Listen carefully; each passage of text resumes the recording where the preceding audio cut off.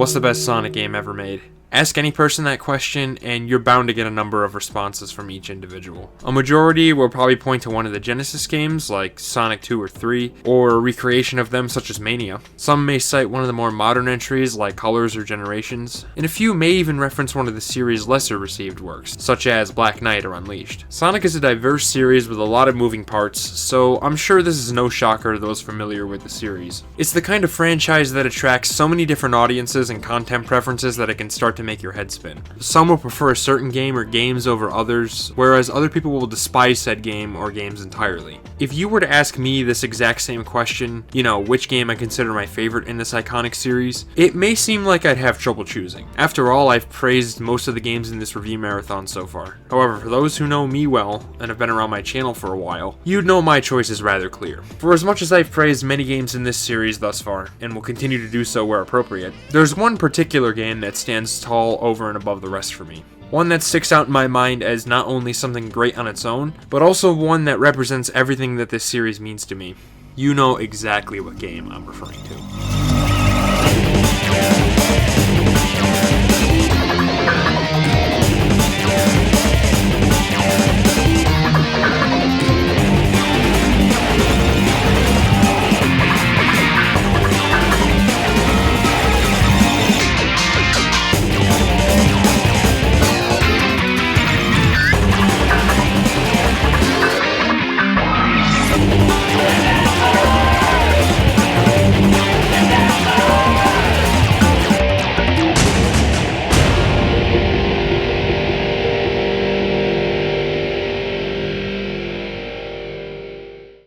Sonic Adventure 2, a game I've referenced numerous times throughout my YouTube career, if you can call it that. A game I've used music from all the time in my videos, and even a game I drew inspiration from when creating my really old content. This game has been a big part of my life for the better part of 4 years, and is what immediately comes to mind when I think of Sonic the Hedgehog. Yep, this is it. This game is the one. It's my answer to the question I posed a few seconds ago. For me, it's the pinnacle, the culmination really, of everything this series accomplished up to this point. By now, even mentioning it feels a bit redundant for me, but honestly, it's a game that I never get tired of talking about. It truly is an experience that keeps on giving. Now, I must be upfront, this is not my first time making a video dedicated to this game. Back in 2021, in fact, I actually made a review of the game that was just over an hour long. Why, then, you may ask, am I doing this again? Well, I wanted to do a Sonic retrospective where I covered more than just this one era of Sonic, but more to the point, I don't think I quite did the game justice in that crusty old video, which is something I hope to rectify in this very video. It's been a long time coming, but now I can finally give this game the definitive look that I've always wanted to. So how about we go back in time to establish the proper context. When Sonic Adventure released on the Dreamcast, it was a breakout hit and helped ship many units. It was a critical and commercial phenomenon, and it was seen as the game that revitalized Sonic after the troubles that had plagued him during the Saturn era. However, it wouldn't be long until Sega would encounter even more trouble. Shortly after the international release of SA1, Sony, creators of the most popular game system up that point, the PlayStation, would make an announcement that would light a fire under their seats. They were making a successor to the system, the aptly named PlayStation 2. It would feature exciting next-gen games on par with the Dreamcast, backwards compatibility with the PS1, and most notably, DVD playback at a time when such a thing was exorbitantly expensive. For most consumers, this system was a no-brainer to buy. They could trade in the PS1 they already owned for the new system, get an effective method to play DVDs at a fraction of the price such a player usually cost, and even get a bunch of exciting new games with next-gen visuals that either matched or even surpassed the Dreamcast. Meanwhile, even with as good as the Dreamcast was, most of its library consisted of simple arcade games. The PS2, on the other hand, seemed to offer many more substantial experiences that would truly push video games to the next level. Oh yeah, and it was slated for release in the next year, 2000.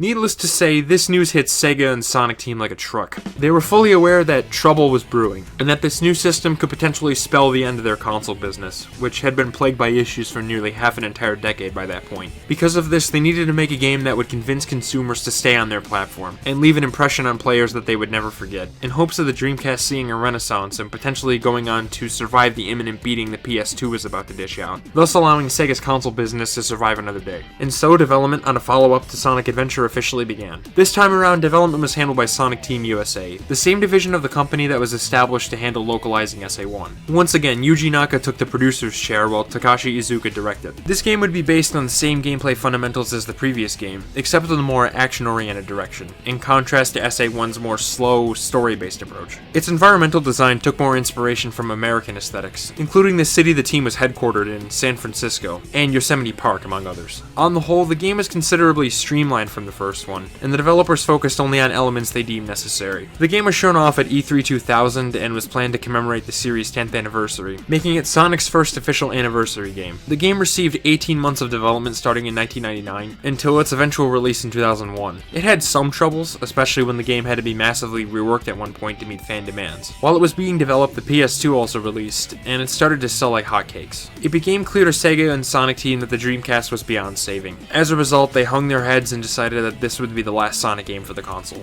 Before it had even released, they had purchased some development kits for Nintendo's next console, the Gamecube, or at least I imagine they did. When the game was very close to completion, work began on a potential port to the Big N's new system, which yes, potentially made it the first ever Sonic game to come out on a Nintendo console, in addition to being the last one on a Sega system. Regardless, the game would finally launch on the Dreamcast on the exact 10th anniversary date of the series, June 23rd. At the time, people seemed to really love it. Review scores were very high, and it was generally seen as a really solid way for the Sonic series to go out on the Dreamcast. However, Sega's earlier predictions unfortunately came true. The Dreamcast was not doing well, and SA2 would not be enough to save it. It sold only a moderate amount of copies, and didn't cause nearly as many console units to be shipped. Sega's console business was down and out, and they could no longer financially justify being a first-party manufacturer anymore. And so they signed a deal with Nintendo and went on to finish the version of SA2 they had made for the GameCube, releasing it in December 2001 in Japan and early on in 2002 elsewhere. This, however, is where the game would finally break through. Upon being released on the new platform, it would become the fastest-selling GameCube game at the time of its release, managing to ship 1 million copies very shortly after coming out. Sega's transition to being a third-party developer had been a smart one after all, and they were now finally able to bask in the success of their new game. For years after this, Sonic Adventure 2 was often regarded as one of the series' greatest accomplishments. It was the game that introduced a new generation of players to this series they had likely only heard about through the grapevine. However, as time has gone on and Sonic has seen his fair share of, let's just say, questionable releases, the game has developed a much more divisive reputation. These days, most people's thoughts on this game are polarized. Some adore it with all their might, some loathe it with all their might. Ask anyone for their thoughts on the game, and you are destined to hear either how much a person strongly loves it or how much they despise it. While I said in my previous video that a similar situation surrounds SA1, I've always held the belief that it was particularly strong in the case of SA2.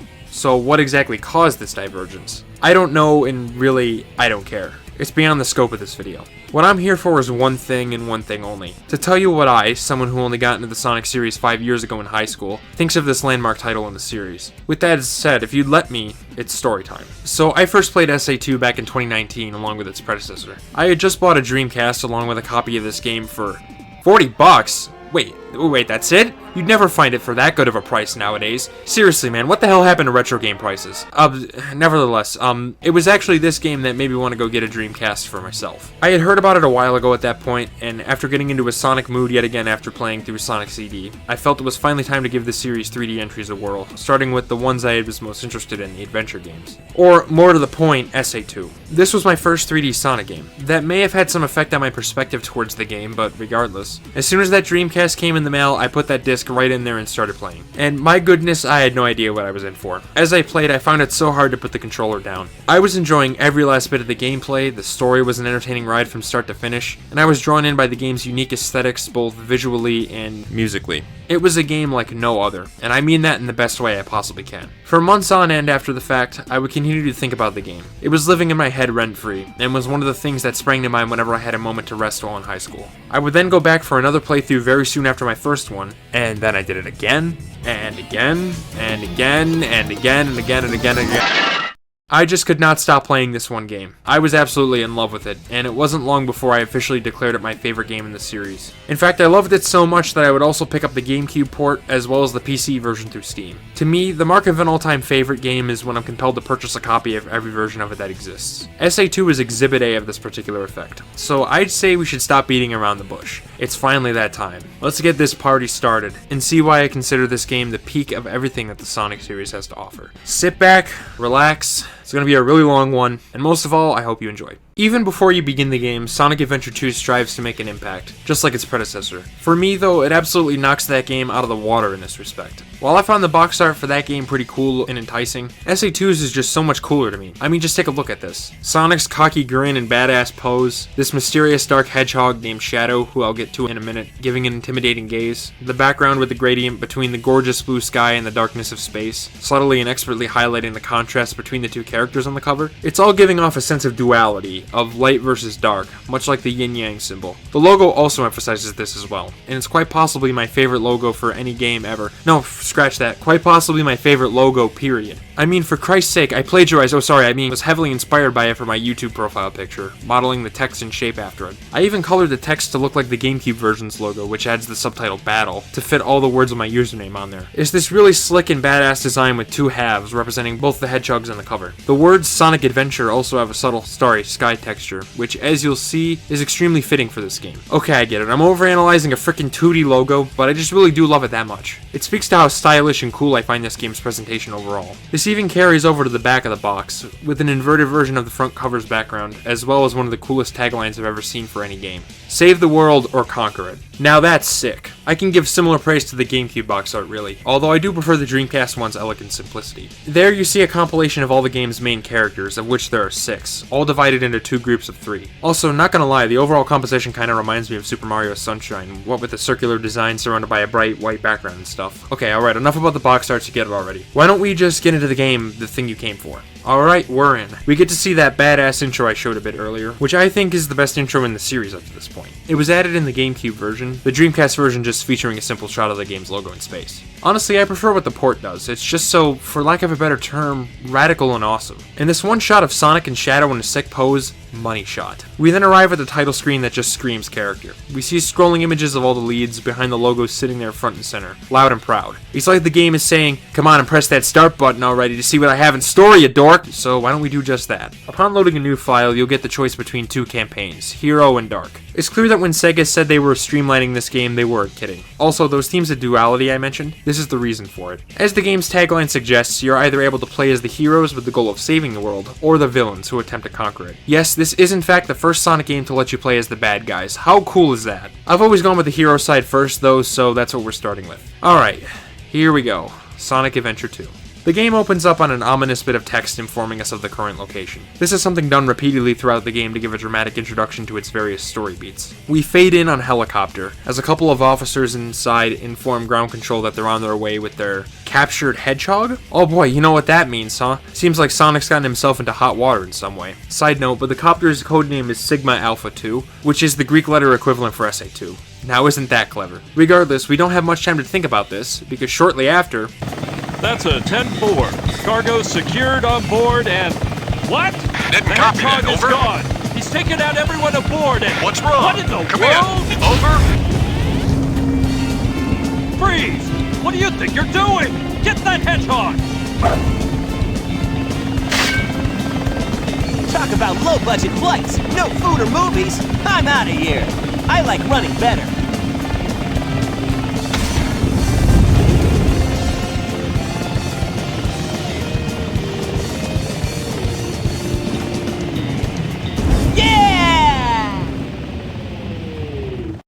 Oh boy, now that's an awesome intro. Sonic's been arrested for some sort of wrongdoing, of which we're unsure of at the moment. However, not taking this sitting down, the hedgehog breaks free from his captors, rips a piece of the helicopter's wing off, and uses it as a makeshift snowboard. All the while, he makes fun of the military guards he was just about to be imprisoned by with a snarky punchline about airline food. Really, this intro has everything I could ask for. It's action-packed, thrusts us into an exciting situation, and isn't bogged down by any sort of fluff. Not only that, but we can immediately catch a glimpse at how much the presentation has improved in just one game. I'll talk more about this particular aspect later, but suffice to say, it's light years ahead of what SA1 was capable of. And the awesomeness doesn't stop there. Immediately after this intro, the game proceeds to what may be, no joke, the most iconic Sonic level in history. Yes, possibly even more so than Green Hill Zone. I'm talking about none other than City Escape.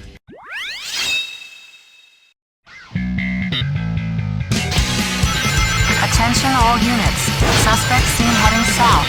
block all major roads and capture the suspect. Oh my god, where to begin with this one? City Escape is a work of art. It even has whole videos dedicated to how good it is. I mean, what can I really add to this conversation? It's everything that the opening level of a game should strive to be. No lie, I genuinely, unironically believe it's perfect. It manages to blend fun gameplay, radical aesthetics, and even tells a story through all that happens throughout. It's this San Francisco-inspired place that's just so early 2000s, I love it. It's got posters plastered all over its walls. One says that playing SA2 is habit forming, you can say that again. One advertises Sonic Team's website, a fourth wall break I can get behind, and you even get to see the long-awaited sequel to the Chow in Space film that was advertised in SA1. Man, can I just say I love these extra little details? It injects so much personality and life into the game, and from them alone you can tell they were having a blast making it. I mean, you could even crash into the cars that litter the streets, causing a whole bunch of destruction and property debt.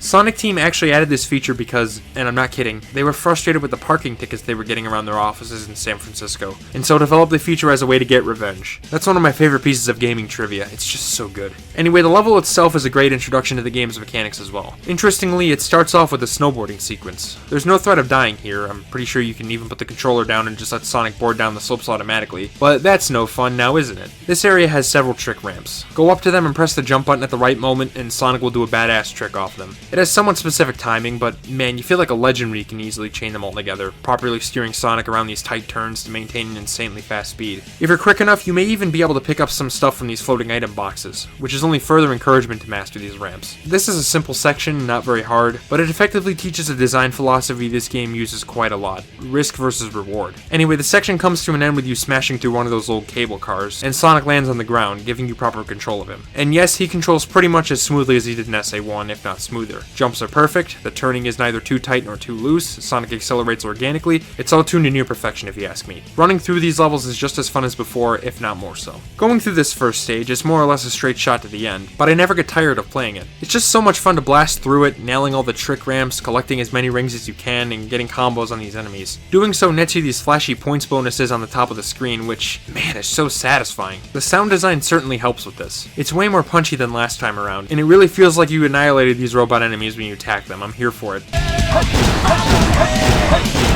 On top of that, Sonic's got a slick new mechanic in the form of rail grinding, complete with new soap shoes to go along with it. These look awesome. That's about all I can say. I love their sleek, extreme sports look, which really complements Sonic's personality. I can tell they were trying to play into the extreme sports or skateboarding culture, or whatever you call it, of the late 90s and early 2000s that was prevalent around San Francisco at the time. Grinding is fairly simple to pick up, but has a surprising amount of depth to it as well. I'll talk about it more when I feel the time is right, but suffice to say it really adds to the flow of the stages, and man, I just think it looks cool. It complements the stage's aesthetic, which gets really creative in how it blends these fantastical elements with a real-life city so seamlessly, as if the stage didn't already have enough personality with all its posters and stuff. I also love the bright blue skies it has, which gives it such an uplifting, carefree feel and complements Sonic's quill color very well. And you know, even though the level's more or less a straight shot, that's not to say there's no moments of split paths or things to find. For instance, this one part right here. You could either go to the right and take out a pair of robots, or use Sonic's speed to ascend this ramp and get a stab with the golden gun beetle, which will net you 1,000 free points when you destroy it. In addition, the level even tells a story through what's going on. We see police robots deployed by Gun, the Force chasing after Sonic to stop him, but they stand no chance. They get more and more desperate throughout, eventually trying to ambush the Hedgehog, but no luck. He's just too fast and strong to be contained. Also, does the music even need an introduction? Jesus man, it's amazing. Green Hill Zone, move aside, because this gets my pick for the best opening stage theme in this series. It's a vocal track featuring a guitar melody that goes extremely hard. Its lyrics sing about Sonic fleeing Gun's forces, all the while asking you to put your trust in him that he'll escape from the city. He'll make it through, so follow him, set him free, trust him, and will... sorry, got a bit carried away there. This song makes the act of running through this stage, nailing every last trick ramp, speeding down the rails, and so much more all the sweeter. I especially love the second chorus, because the singing from vocalists Ted Poley and Tony Harnell has some legit emotion in it.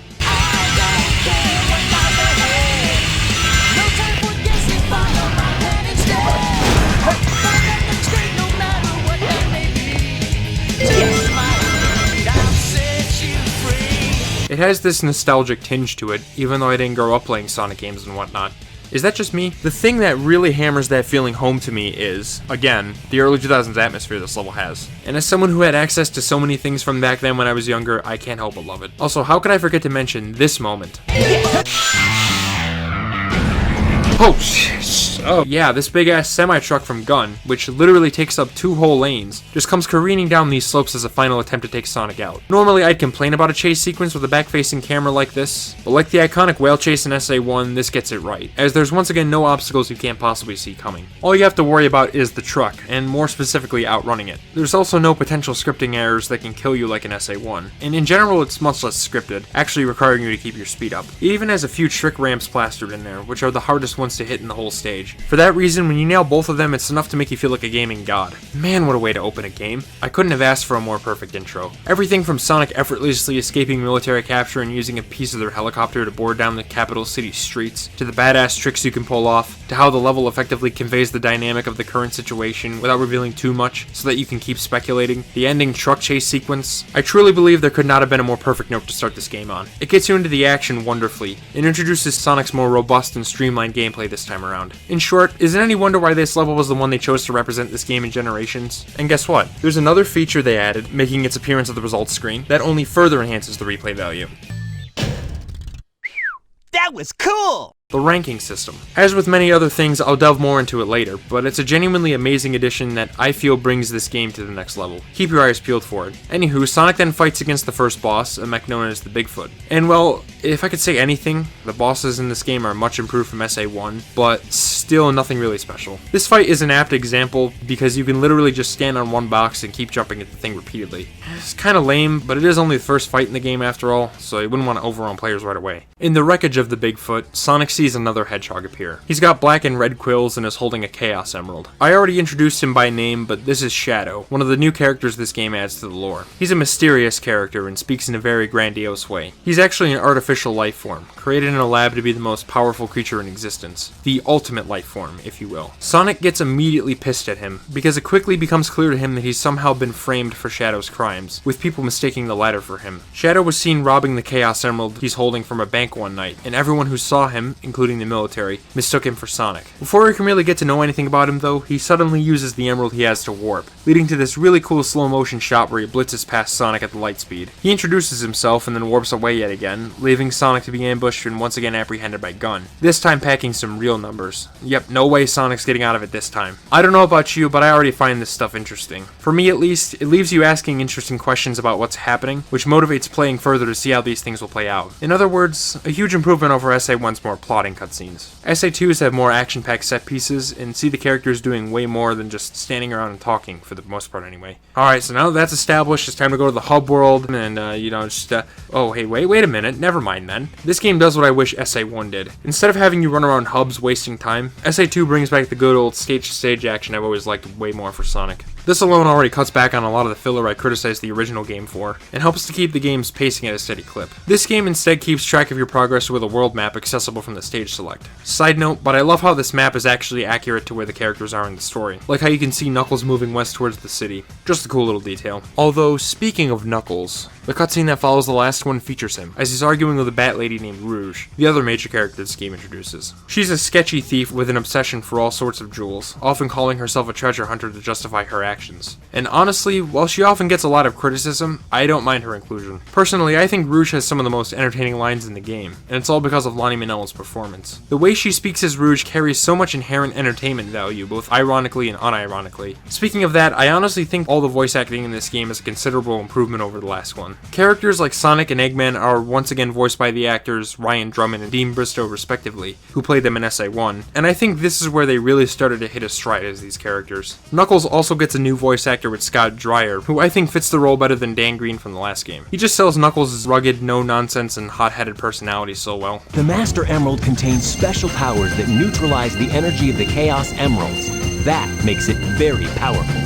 What the? Also, wait a minute. What was that sound?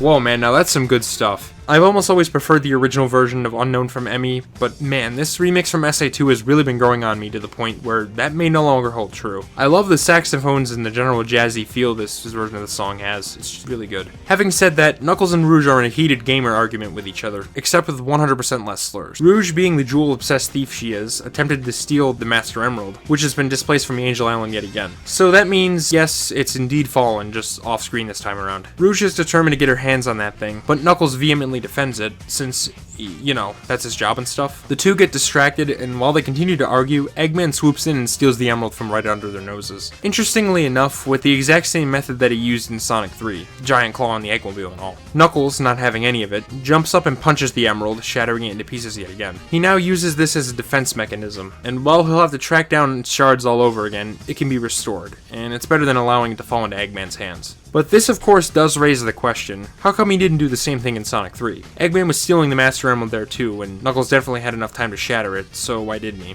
Well, the answer's pretty simple. They just hadn't thought this far ahead when making that game. I have no doubt they originally didn't think up this plot element, and then later did in Sonic Adventure. It's the kind of thing you just have to roll with, and honestly, I just had canon that Knuckles either only found out about this, let's just say feature of the Master Emerald sometime between Sonic 3 and SA1, or that the cutscene where Eggman shocks Knuckles played out way faster than the actual lore than it visually did in the game. Or, you know how Knuckles doesn't really think details through? Maybe he just didn't think to do this in the heat of the moment. Whatever it is, this little detail doesn't really bother me much, so yeah. With nothing else to do, Eggman leaves. Rouge declares that she's gonna get all those emerald pieces, making them hers to keep. Knuckles accepts the challenge, thus setting up the second gameplay style.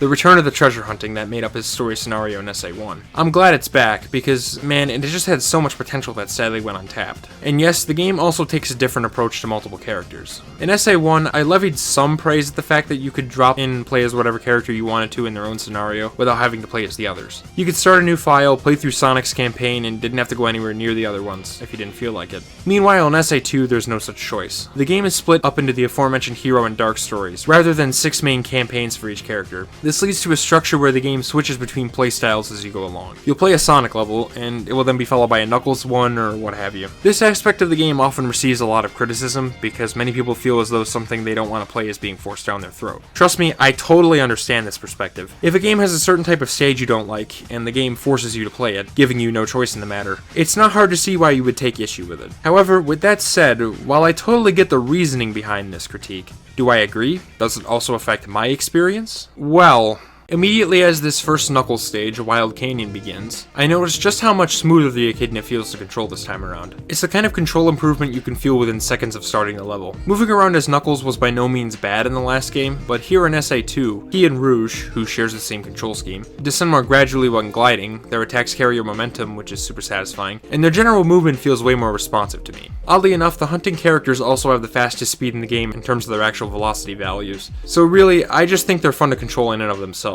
I'm really glad the developers spent the time necessary to fine-tune their physics, especially since we now have levels designed with those characters in mind, therefore placing even more emphasis on the exploration aspects. That alone makes me prefer this gameplay to its SA1 incarnation, because if you ask me, the dedicated stage approach allows for way more gameplay depth, bringing out the best in the characters' mechanics and allowing their potential to be realized. However, there's 2 changes that many people don't seem to like to the radar and hint systems. So remember how last time around the Emerald radar overlapped when detecting the shards? That's because it tracks all 3 of them at once. Here in SA2, on the other hand, the radar was changed to only track 1 at a time. Personally, and I'm gonna sound like a madman when I say this, so buckle up, I actually think I prefer this game's radar, by quite a substantial margin too. In my last video, I went into this in more detail, but I thought the radar was way too generous for those stages. They were so small and the radar's detection range was so large that it often beeped without much effort, making it so the exploration and mechanical depth were more or less neutered. While I'll admit the change made in this game is kind of arbitrary, it doesn't come at the cost of these levels being fun to explore for me. In fact, I'd only say it enhances them. It makes it so the levels don't take a mere minute to beat on your first try, actually requiring some work to complete in a timely manner.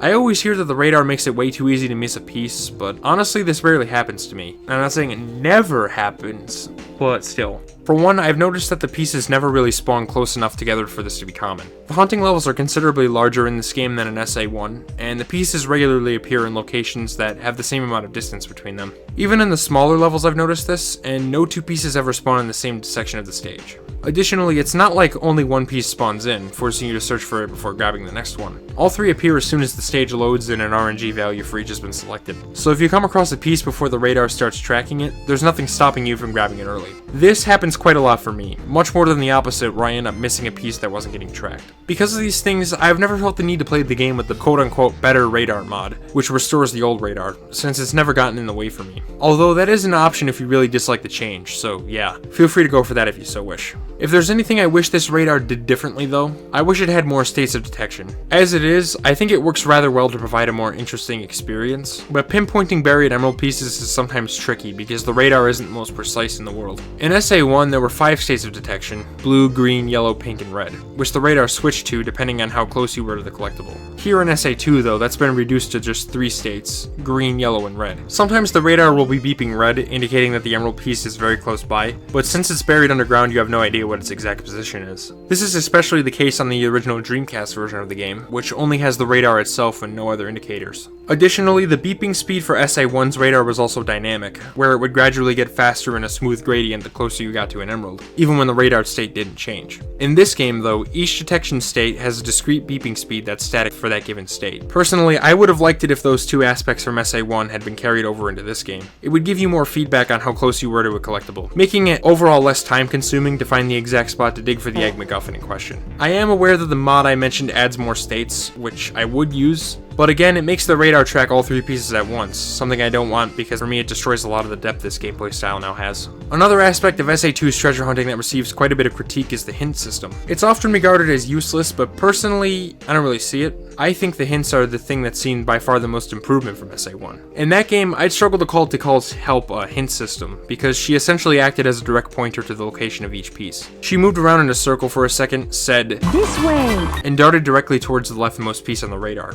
I found this extremely handholdy, and was just another thing that decreased those stages' replay value for me. I mean, why would I want to go back to those stages when the radar is so forgiving and the game basically tells you exactly where each collectible spawned, thus eliminating any depth of mastery from the levels. Here in SA2 though, the hints have been drastically overhauled to be actual hints that aren't afraid to leave most of the detective work up to you. You get 3 for each piece, and they're intended to nudge you in the right direction rather than outright revealing where each piece is. The first is somewhat vague, giving you a rough idea of what to look out for, and the second gives you a general area of the stage you should be looking in. If you're really struggling though, you can use a third hint, which will essentially tell you right where the piece is. That choice is up to you, however, and I'd say it should only be reserved for those times you get a really stubborn location, or if you're playing the game for the first time. This makes it so finding collectibles requires exploring the stages and thinking about your surroundings. In other words, they require effort on your part, something I found sorely lacking in the SA1 version of this gameplay style. I truly see no downsides to this new system. I find that it encourages personal growth of the gameplay style, which I find fun to play anyways because of the amazing controls and more in-depth level design. On your first playthrough, you'll more than likely use all 3 hints for every shard, but as you play more and get better at the stages, you'll naturally start to clear them in less and less time. It turns levels that can take several minutes into ones you can clear within 2 or less, and it just feels so good to do because there's so much to master this time around. Much like the action speed stages, it encourages replays of the game to come back and get better, or at least it does for me. Let me tell you, I sucked at this gameplay style my first time around. I regularly took around 10 minutes per stage and had to use each and every hint I could find, but now, like I said, I can easily zip through each stage like it's nothing. To be fair, I have played this game quite a few times, let's just say, but even as soon as 2020 or so, I had begun earning the highest ranks on each one, and had a blast while doing it. Anyway, that's probably enough for that right now. What was I talking about again? Oh yeah, Knuckles' first stage, Wild Canyon. I think this level is a great introduction to everything I just spent God knows how long talking about. It's not too big and not too small and has easily identifiable set pieces to make navigation a breeze. Really, the same applies to the rest of the treasure hunting levels, to be honest with you. I never get lost in them, and it's all because of their easily identifiable key areas. Even in the bigger levels, I think this still holds true. As for Wild Canyon, it's shaped like a giant letter T, with a central shaft that has 2 pathways on either side of the top. It's rocking this really cool Egyptian ruins aesthetic, complete with sand, decaying statues and architecture, and even a tomb area that you start in. Side note, but I absolutely love the windmills on the stage's rocky walls. They're just so 6th gen. Other games like Mario Sunshine or Klonoa 2 feature something similar. I don't know what to say, I just love it when games from this era have such a thing. It just feels so oddly nostalgic in a way that's hard to explain. The music further sells the atmosphere of this place. It's the first of Knuckles' iconic raps, sung by Hunted P, and while these songs are often the butt of many jokes, I think they're unironically awesome. Super catchy stuff, genuinely some of the few rap songs I legitimately like.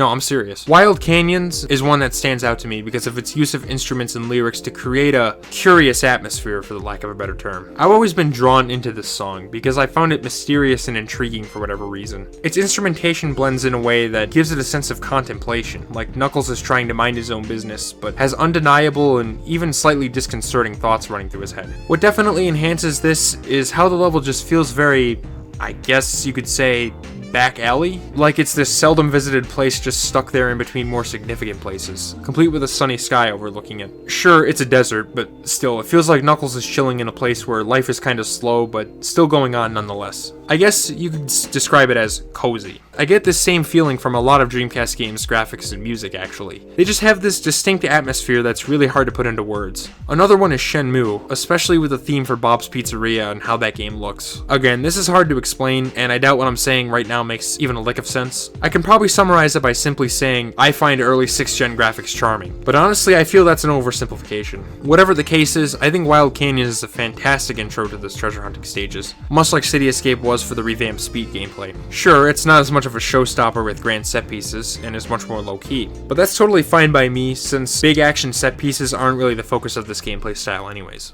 With that said, moving on. The next day, having heard about what happened, Tails is on his way to a fortified prison island called, well, what else but Prison Island, clearly inspired by Alcatraz from the San Francisco Bay Area. He's in a brand new plane he built, the Tornado 3, otherwise known as the Cyclone. He spouts exposition as he gets closer to the island, eventually seeing that Amy Rose is also here, with Eggman preparing to attack her. That means she, an average everyday person, well, Hedgehog, was just able to break into this maximum security correctional facility? Well, I'll be go to hell, isn't that wild? Tails, seeing his chance to help, transforms the Cyclone from its plane form into combat mode, taking the form of a mech walker similar to the one he saw Eggman in. He pops in unannounced, and then he and Eggman fight in yet another really easy boss fight. So, yeah, that's that. I miss my wife, Tails. Tails and Amy have a quick conversation, shortly after which he leaves to go and find Sonic. Alright, so first Tails stage, Prison Lane, in which the Fox Boy goes into the depths of the prison to try and break Sonic free. As you saw there, Tails doesn't play like he did in SA1, and instead he's in the mech. Many people who enjoyed Tails' gameplay last time around may be disappointed, but to be honest, I'm totally fine with this change. I thought Tails' story was really boring in SA1, and felt it was basically a watered-down version of Sonic. Instead we get a return of one of my favorite playstyles from the original, the lock-on shooting stages as the manual puts it. By the way, can I just say that I miss video game manuals? Sure, they've been made redundant these days because of the internet and digital games, but I think there's something to be said about these things, with all their artwork and funny details about how the devs describe things. Maybe it's just the nostalgia talking, but there was always something really interesting about them to me, to the point I'd often read through them and just soak all the details in. Regardless, Tails' gameplay, which I'll refer to as mech shooting for familiarity's sake, is essentially the same as E102 Gamma from the last game. You have a cannon and a laser pointer to lock on and destroy things with it. Levels involve platforming and combat that's built around the mech's movement, including the returning hover move that allows you to slow your descent. That said, while these levels look and feel fairly similar to Gamma's on the surface, the devil's in the details here. For one, there's no longer a timer. Personally, I thought the timer added very little to the gameplay style last time around, so I don't care that it's gone. Instead, chaining together combos nets you points bonuses, the same ones from the ramps in City Escape. A combo of 11 things is enough to earn a perfect, which awards 2,000 points. So you're encouraged to strategically chain together and set off combos rather than mindlessly spam them. Personally, much like the treasure hunting I just spent a while discussing, I think these levels are also vastly improved from Gamma's scenario. For me, the reasons are quite simple. I find the controls and physics of the mechs to be way better and more refined this time around, and just like Knuckles, their level design is built from the ground up to accommodate their abilities, which in my eyes better justifies their gameplay and makes it so they have much more depth than Gamma. I mean, for one, the other mech character is Eggman and his Egg Walker, which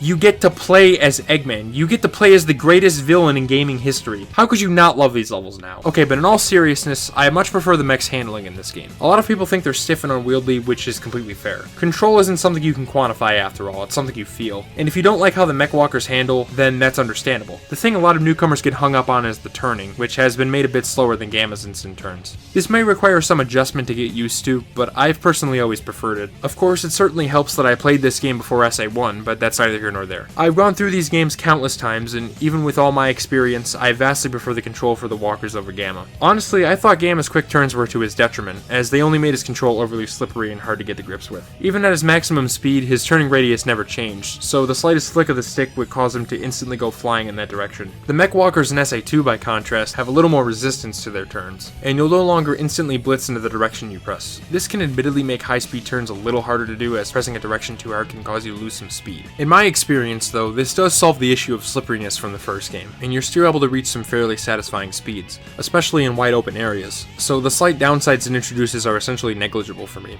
That said, my favorite adjustment these stages have seen has got to be the physics, specifically for platforming. On top of his slippery movement, Gamma also had floaty jumps with weird feeling physics. His thruster upgrade also cancelled all momentum from the jump you did to use it, stopping him in place briefly in midair when engaged. Meanwhile, in this game, the mech's physics have seen a total overhaul that I feel is to their benefit. Their jumps are a lot less floaty and imprecise, which makes it easier for me to steer my jumps and land where I'd like to. Best of all though, when you get to use the thrusters, it's like night and day. Here you can jump, and when you hold down the button to engage the thrust, the shot of upward momentum you get from the jump is conserved into said thrust. What this results in is traveling upwards for a brief moment after activating the jet boots, which extends your jump height considerably. I can't tell you how unbelievably satisfying this technique is to use. It turns the hover from a mechanic that breaks your flow into one that preserves it, one that takes it to the next level and enhances it. From this alone, I find these stages much more rewarding and fun to play than Gamma's, because it's such a blast using this trick to get longer jumps in that allow you to blaze through any given stage. Having said that though, there's still more to these levels, so why don't we talk about combos? This mechanic functions more or less the exact same as it did in SA1. When you hold down the action button, the character's mechs cast a laser beam in front of them, and you can move around to point it in different directions. Wow, totally boundary-breaking commentary on basic physics of light sure makes for interesting analysis, doesn't it? Just shut up and listen for a second, would you? Aiming this laser at enemies or other objects makes a green target appear above it, along with a number in most cases, which indicates the number of enemies you locked onto at the moment the respective icon appeared. Once your combo is ready, you can let go of the action button and watch as your foes crumble before you. A super satisfying system, by the way, and I find that its enemy detection is much more sensitive than Gamma's, making it a little easier to target enemies. That may sound like it removes a lot of the challenge, but I think it makes them more fun, since you don't have to awkwardly wiggle the control stick back and forth nearly as much, keeping the levels moving at a consistent pace. It also doesn't remove any of the challenge, I find, since enemies are way more aggressive this time around, and you only have a limited time to build up a combo and set it off. The ranking system especially shines in these stages, encouraging getting those bonuses and earning as many points as possible as quickly as you can. Despite that though, I'd still say there maybe should have been another incentive to engage with the combo system. As is, the bonuses and ranks are kind of the only reason to do so, which not all players will do. Some may just mindlessly run past the enemies, because not everyone will be as invested in those things as I am, which is especially the case when we're talking about new players. This is one of the rare things I think Gamma's campaign does slightly better than SA2's mech shooting. The timer incentivized, albeit somewhat poorly because it was never really a threat, but still, attacking enemies and getting higher combos, since the more enemies taken out at once, the more time you'd get back.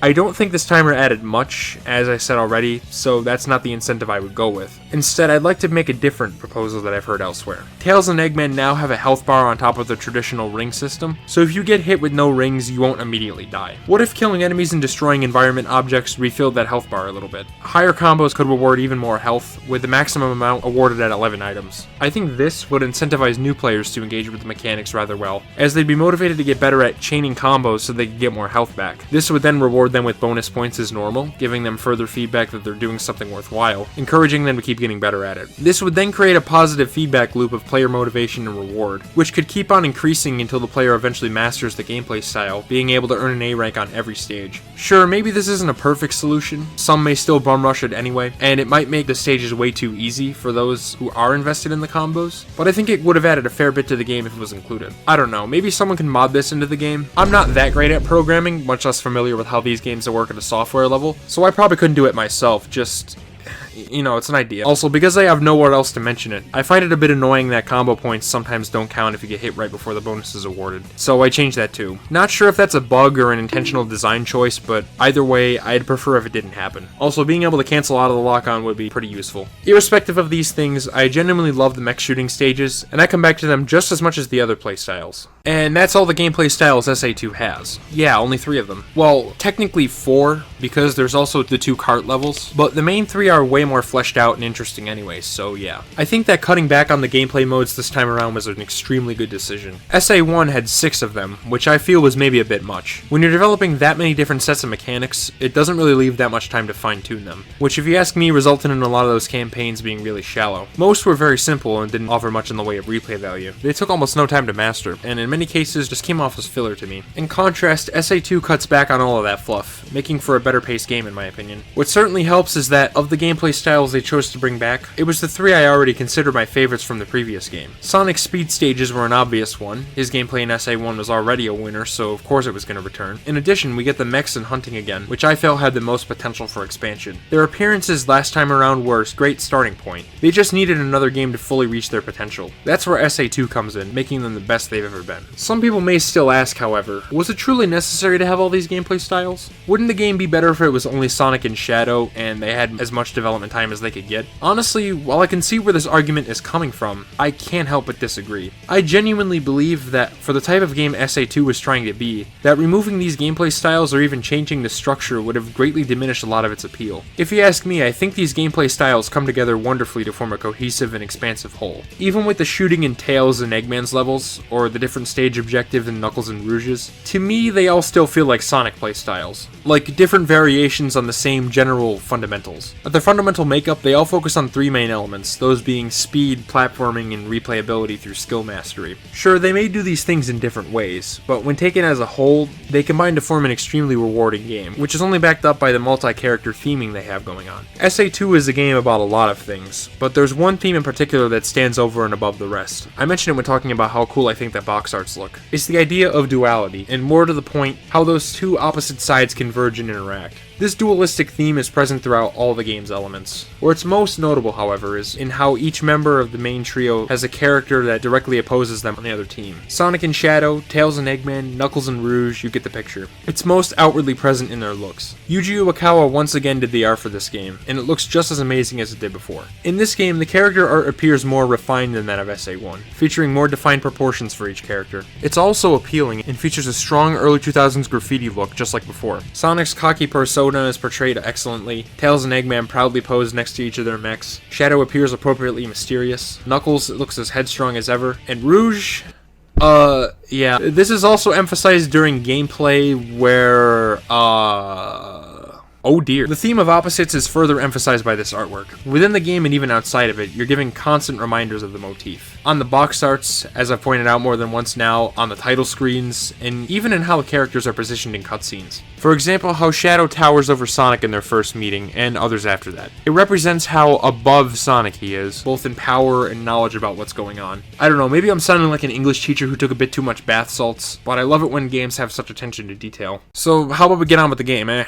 Remember, we were only just getting started with it, and yet I've been talking about this stuff for so long already. Everything important has been established, so let's keep this video moving along. Tails successfully manages to lead the way to Sonic's prison cell for Amy, breaking through the guard robots, and the latter meets up with the blue blur in captivity. This scene is really funny, because the whole time, Amy makes fun of Sonic for getting into this situation and having to depend on her to save him. Usually, it's the other way around. Sonic also tends to act like he doesn't need Amy, and like she's pretty much just a liability, but after her arc in SA1 gave her a more assertive side, she's poking fun that the roles have reversed, just to push Sonic's buttons a little. It makes me laugh. I don't really know what else to say. Anyway, when Amy frees him, she hears Sonic mention Shadow, who she recognizes. By the way, I love this one shot where the camera zooms in on Sonic's face. It gives me a good chuckle whenever I see it. Amy saw Eggman come to the island with Shadow, revealing that yes, he's in fact a part of this scheme. What he's doing precisely, we're not exactly sure just yet. But knowing Eggman, it can't possibly be good for humanity. What I do know right now, though, is that this game's setup is really similar to Super Mario Sunshine, at least on a surface level. I mean, there's a dark version of the main character, they commit some sort of crime, and then the main character of the series is arrested and imprisoned because they're mistaken for their doppelganger. Except SA2 technically did this first, so I guess Sunshine copied this game? Nah, probably just a coincidence, but still, I find it pretty amusing that two of my favorite games from this era share a very similar premise at their core. As Sonic leaves his cell, Amy also notices some strange writing on the wall, before running to catch up with him. That detail may not seem like much now, but trust me, it's going to become very important later, just you wait. At any rate, we're back in another Sonic level, Metal Harbor. This stage absolutely rules. Sure, it's short, but it packs that runtime with badass set pieces. You'll be grinding on the sides of paths, dodging assaults from jets above, and at the end, there's even a rocket gun fires to try and take out Sonic by any means necessary. They are desperate to take this hedgehog down, because they're fully convinced that he's turned to the side of evil. By the way, for the A rank in this level, the rocket has a top handle you'll need to grab to earn a huge points bonus, which is actually really damn tight to pull off. If you do though, it makes you feel like a legend. We also get treated to a sequence where Sonic holds onto the rocket as it launches, reminiscent of the part in Sonic 2 where the same thing happened, except way cooler now because of the more sophisticated graphics. Then, this happens.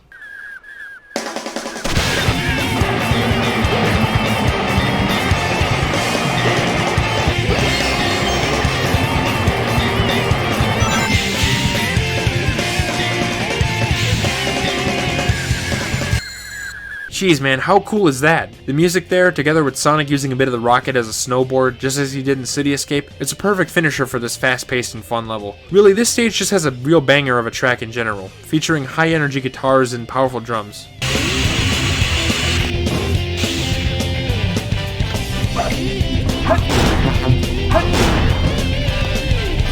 Just my kind of jam material right there. The level is also notable because it introduces the first of Sonic's upgrades, the return to the Lightspeed Dash. Except it's way better in this game. Rather than having to stop in place and charge it up, you can just go up to a trail of rings and press the action button, setting it off immediately. This makes it so the Lightspeed Dash is now something that preserves your flow rather than stopping it in its tracks, much like the Mech's hover ability. I do have one criticism with it though. It's mapped to the action button as expected, but guess what else is? The new somersault move, the spin dash, speeding up on rails, and several other moves that I'll bring up later. This leads to an issue I've been referring to throughout this whole retrospective as same button syndrome. It was a thing in the Genesis games, where Sonic would roll down slopes if you crouched to spin dash while on one. Or in Sonic 3 specifically, where trying to use the insta-shield with 50 or more rings transformed you into Super Sonic instead. Here in SA2, I'd say the issue is slightly more notable, since so many more moves are mapped to the same exact button. It occasionally may cause you to do something you didn't intend, like somersaulting into a trail of rings rather than traveling up the trail. The somersault move is essentially useless for anything but going under obstacles that are too low, so usually you'll be doing it by accident. What certainly doesn't help is that the dash is a bit finicky anyway.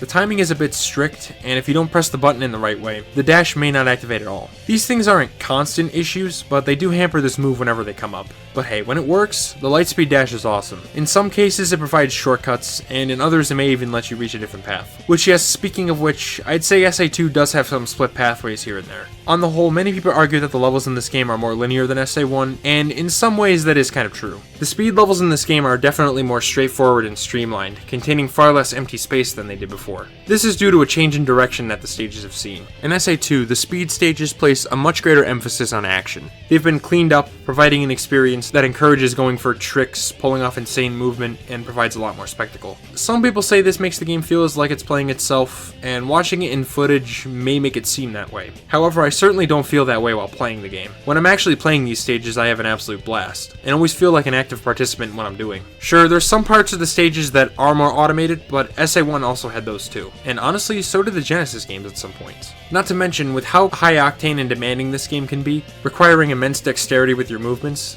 set pieces like this are a welcome breather for me, and add to the thrill of the stages in the moment, even on repeated playthroughs. If you ask me, the speed stages are at the best they've ever been, being extremely refined and replayable, and it's all because of their sheer depth when you begin to analyze what lies under the surface, like all the insane tricks and combos you can execute. Also, and I'm sure many will disagree, which is fine, but I'd argue many of these stages do have their fair share of exploration value to sink your teeth into. Sure, some like Metal Harbor are more straightforward, but others are packed to the brim with secrets. Again, I think the big thing is that a lot of empty space from SA1 stages has been removed, making these levels much more like fleshed out highlight reels of a space rather than wide open areas. Additionally, there's all sorts of hidden stuff within them, alternate paths that cut time off your run of a stage, and even hidden item boxes like extra lives or rings. Hell, if you come back to earlier stages with later upgrades in the stage select, there's even more hidden areas and secrets to find, which may in many cases lead to even more hidden upgrades. Whenever I play this game, I usually take the main path of any given stage, so I thought I might as well try and get all the optional upgrades, and it was a rewarding experience for me. Even Even disregarding those things, I've honestly never found exploration to be Sonic's main appeal in the first place, but rather just a cherry on top of well-designed and polished stages, as I've been saying all retrospective. Really, I don't think the Genesis games are all that non-linear. Sure, their alternate paths may have been the most varied overall, but in general, you're still trying to beat the same stages with the same start and end points. Same thing applies to SA1. Its alternate routes were essentially small breaks from the same path the level sees you traveling down. Most of the exploration in those previous games then was just for hidden items, which, as I've said here, I think SA2 has a fair few of. Alright, so after all that, Sonic ends up in the island's jungle, and what follows is one of the game's most iconic scenes. It's an absolute classic. Phew.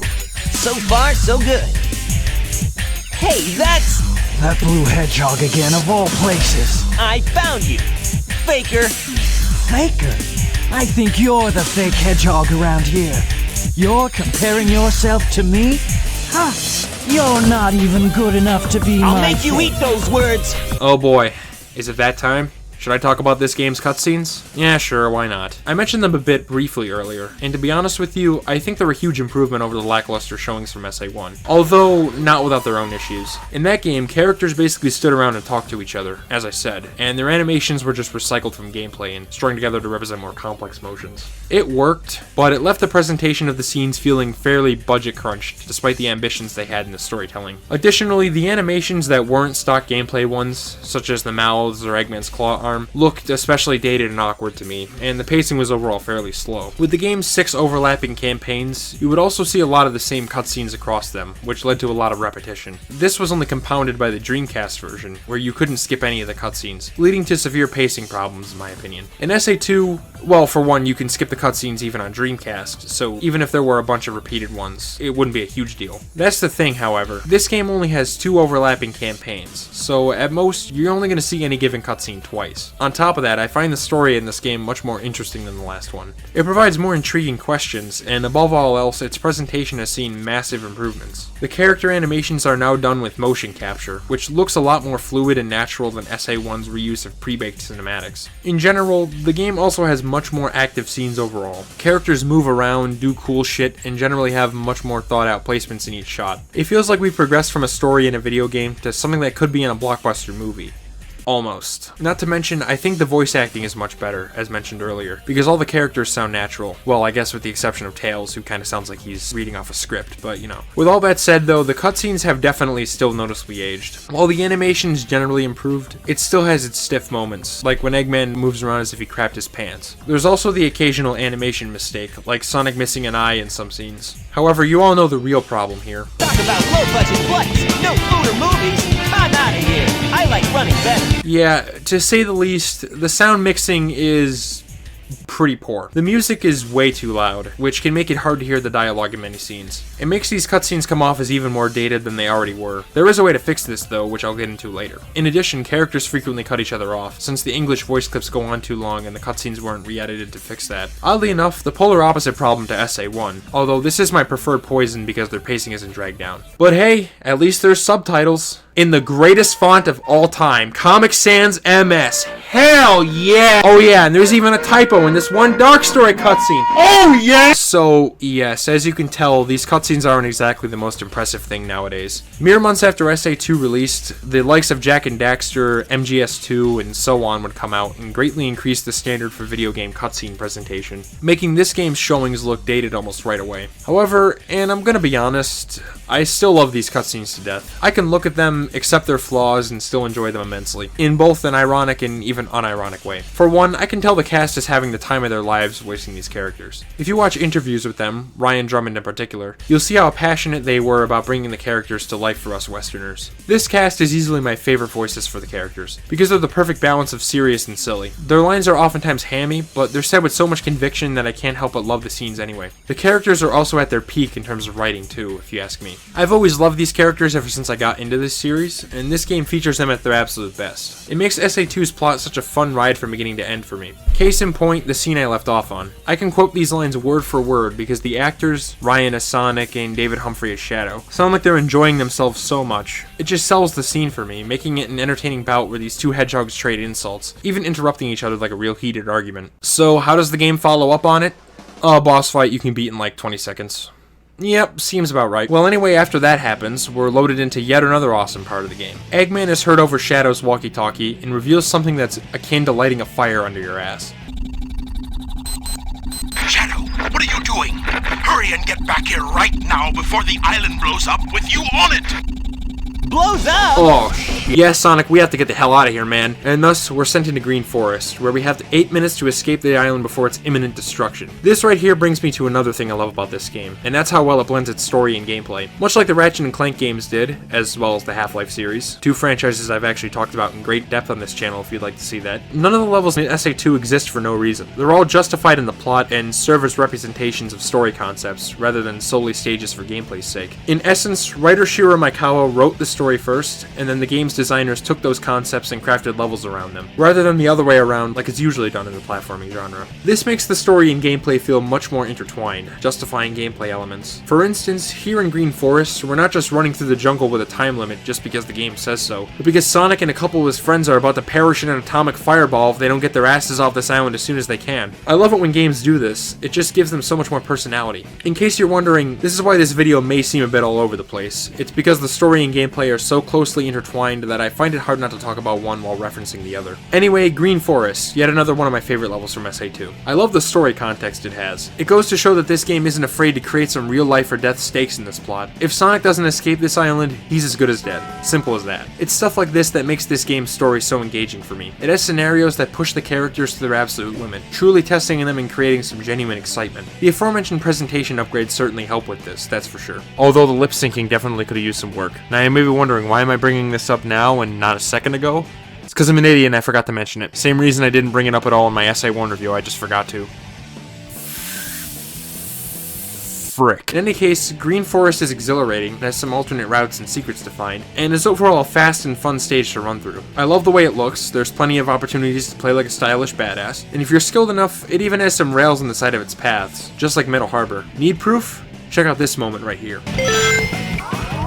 Oh, holy hell, I felt like a legend when I pulled that off. In fact, I didn't even mean to do that. That was a total accident. Yeah, that's right. I'm just that cool. In all seriousness, though, that reminds me. I didn't mention the spin dash. It's unfortunately been nerfed from SA1, which is a shame because it was so much fun to use in that game. Here, there's more of a delay before you can set it off, but that doesn't stop you from pulling off crazy stunts like that. And while there's less opportunities to do spin dash jumps overall, there's still a few moments here and there that are perfectly suited to doing so. In any event, Sonic barely manages to get out of the forest in time, and meets up with Tails and Amy. The three hop into the cyclone and Tails flies out of there right as the island explodes behind them. There goes Hawaii indeed. We then change gears for a bit, switching back to Knuckles' perspective. This is something that happens a few times throughout the early parts of the story. While Sonic and friends are occupied with foiling Eggman's evil scheme, Knuckles is continuing to track down the pieces of the Master Emerald before Rouge does. I've heard it argued that Knuckles doesn't really add anything to this story and that his inclusion is a bit superfluous, but to be quite honest, I think he fits right in. Especially since later on, he actually does become more directly involved with the main story. But we're not there yet. No, we're at Pumpkin Hill. You ready?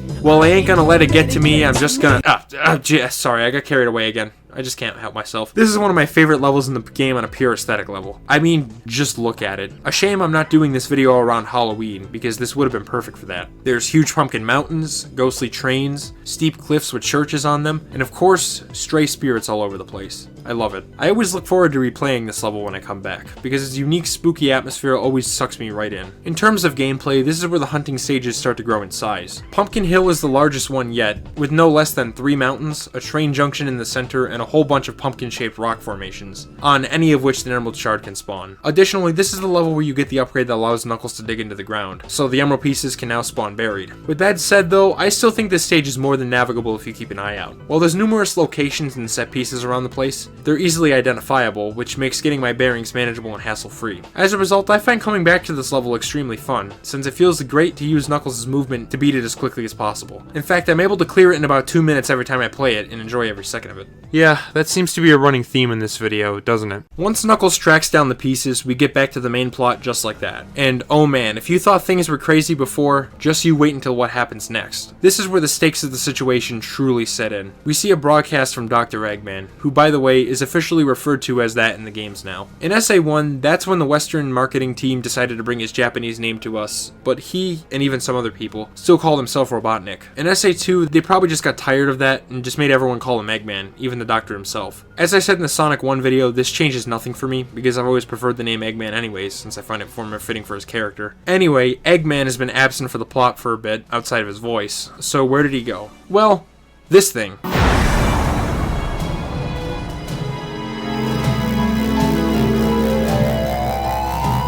Oh, yeah, looks like the Doctor's found another space station. This is the Space Colony Ark, and I absolutely love it. Just the mere idea is cool to me, you know, being a gigantic space settlement and all. I find space extremely fascinating, including the technology used to explore and document it, so this kind of thing is right up my alley. Eggman's taking control of it, and demonstrates its power by blowing the moon in half! Holy shit, man, he's not playing around anymore. That's it, I'm just gonna come out and say it. I think this is the best Eggman appearance in the Sonic series, bar none. As always, he's got his fair share of entertaining moments, but when this guy means business in this game, he really does. As evidenced by, well, what we literally just saw. How do you like that, Obama? I pissed on the moon, you idiot! Eggman then starts a 24-hour countdown timer, counting down to when he'll aim the laser, which is called the Eclipse Cannon by the way, on the country, totally obliterating it and making room for his new empire unless they surrender first. I mean, are you starting to see what I meant with the whole stakes thing earlier? Sure, as I've been saying, the presentation has its dated elements, and some plot points could have used more time in the oven, as we'll see later. This game's story is definitely not perfect. All that aside though, I still love this plot for how genuine it feels. I don't detect an ounce of cynicism underneath a single square inch of this story. Really, Sonic was just like that during this era especially. I've made a point of it this whole retrospective. This series was striving to leave an impact, pushing its lore, characters, and plots to the next level with each successive game. And SA2 is the culmination of that. It was the final Sonic game of the Sega era, right before they were poised to switch to a mere software developer. It's clear to me that they wanted to go out with a bang, and my god, I sure think they did. Maybe it's silly for cartoony animals to take themselves a bit more seriously, but I don't see a problem with it. I mean, a lot of superheroes are pretty goofy when you think about them, but you can still take them seriously in movies or comic books and the like. MCU humor notwithstanding. Because of this, I personally don't agree that it's off-putting or weird for Sonic to do this. Yeah, personal taste, and if you don't care for this plot or any time that Sonic gets more serious, I mean, that's you. This is my video though, so you're getting my opinions. If you don't like that, I apologize. Look, I could have said something like, well, screw you, but that's rude, so I decided not to.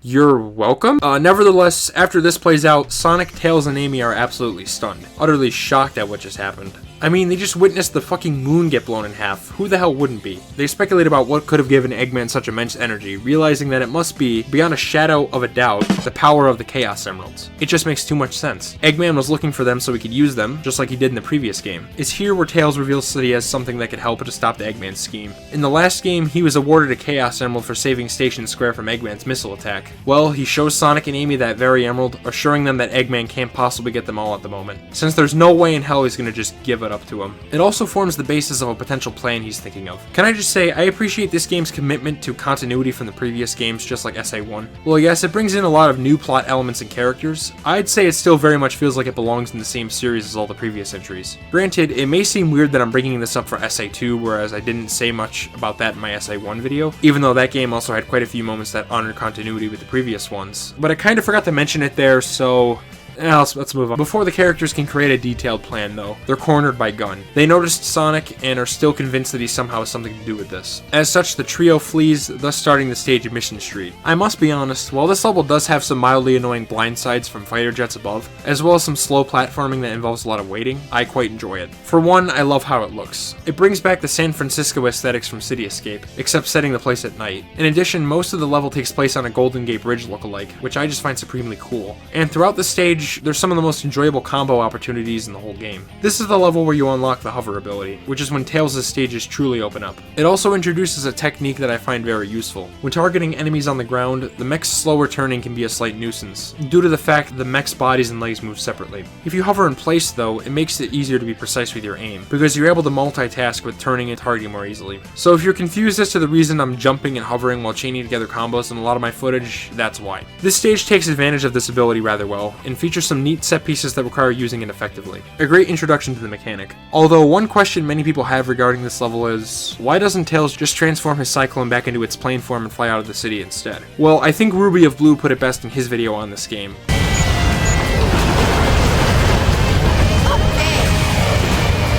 Yeah, that. Those fighter jets I mentioned. There's your answer. Maybe it's not the best explanation in the world, but what can you do? Regardless, we then take a break again to see what Knuckles is up to. Take a guess.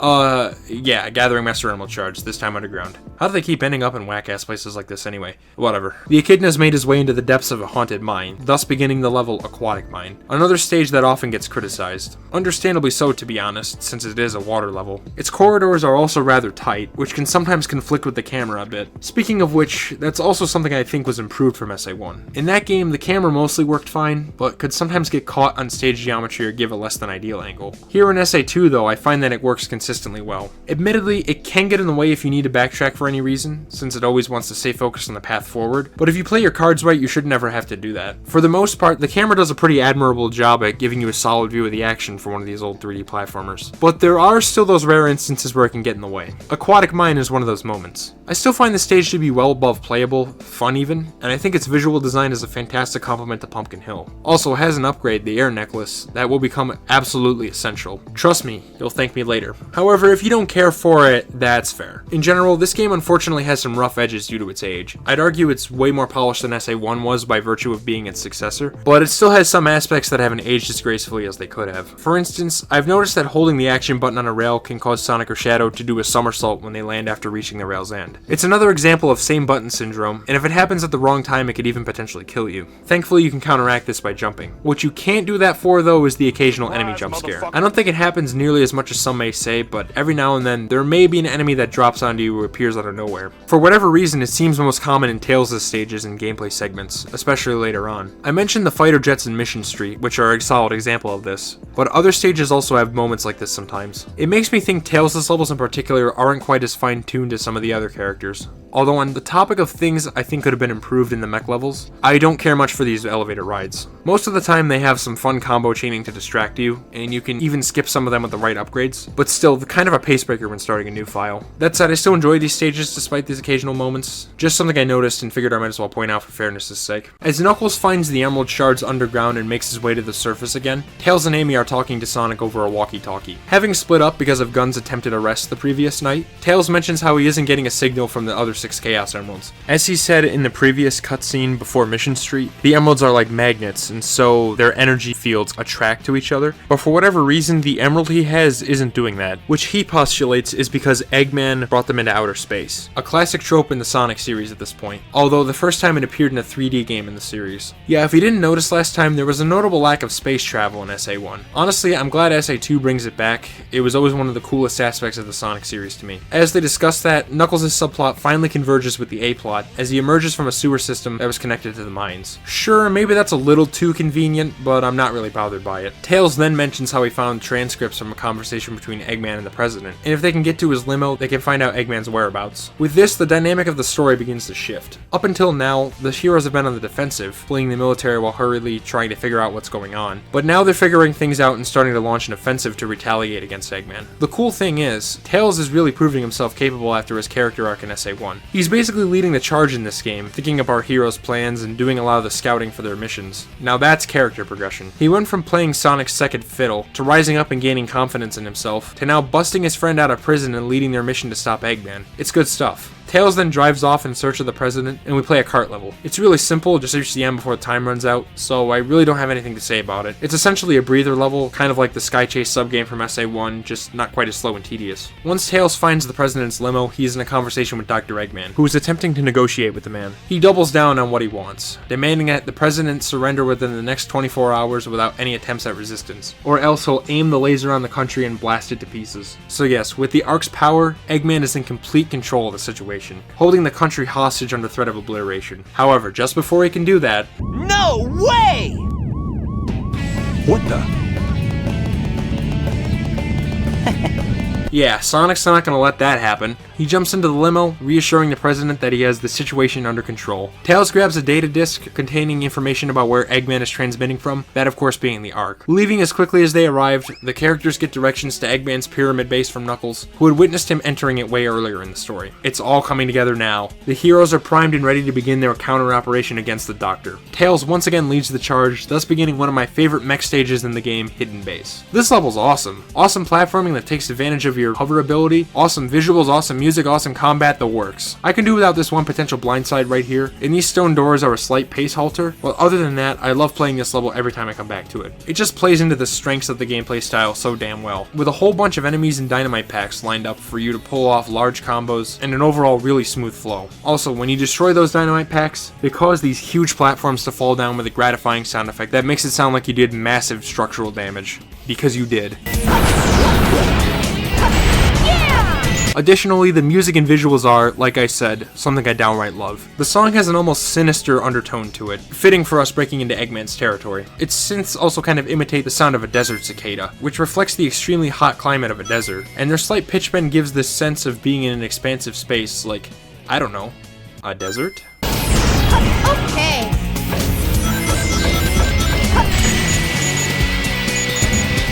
Oh yeah, did I mention this level takes place in the desert from earlier? Yeah, sorry about that, kind of a crucial detail I just forgot to mention. Joking aside, I really love the way the stage looks, much like Wild Canyon. It's not as chill as that level, but I don't mind. The story is becoming more intense, so some escalation was inevitable. Also, the level has a pretty cool progression to it. You start out near the ground, and as it goes on, you slowly progress up the side of Eggman's pyramid base. Eventually, you're so high up that you can look out behind the fences to see an expansive skybox.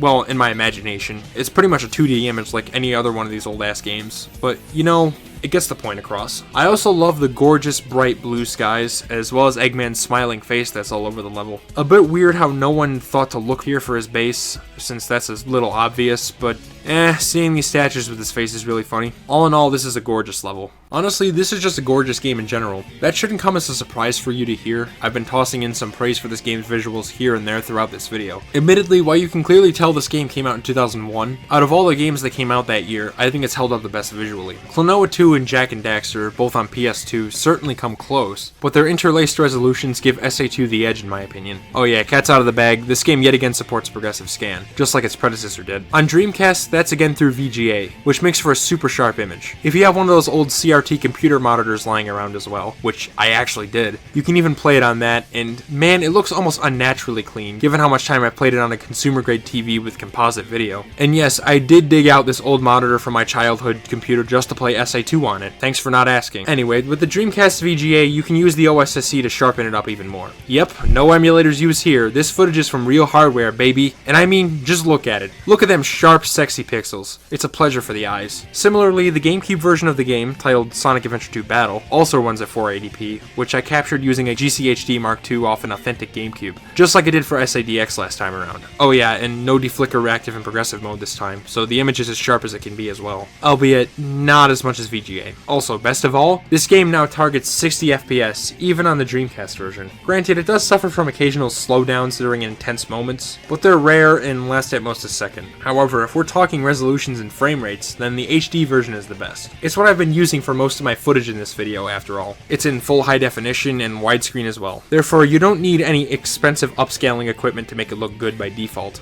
In general, SA2 is very graphically sound from a technical standpoint if you ask me.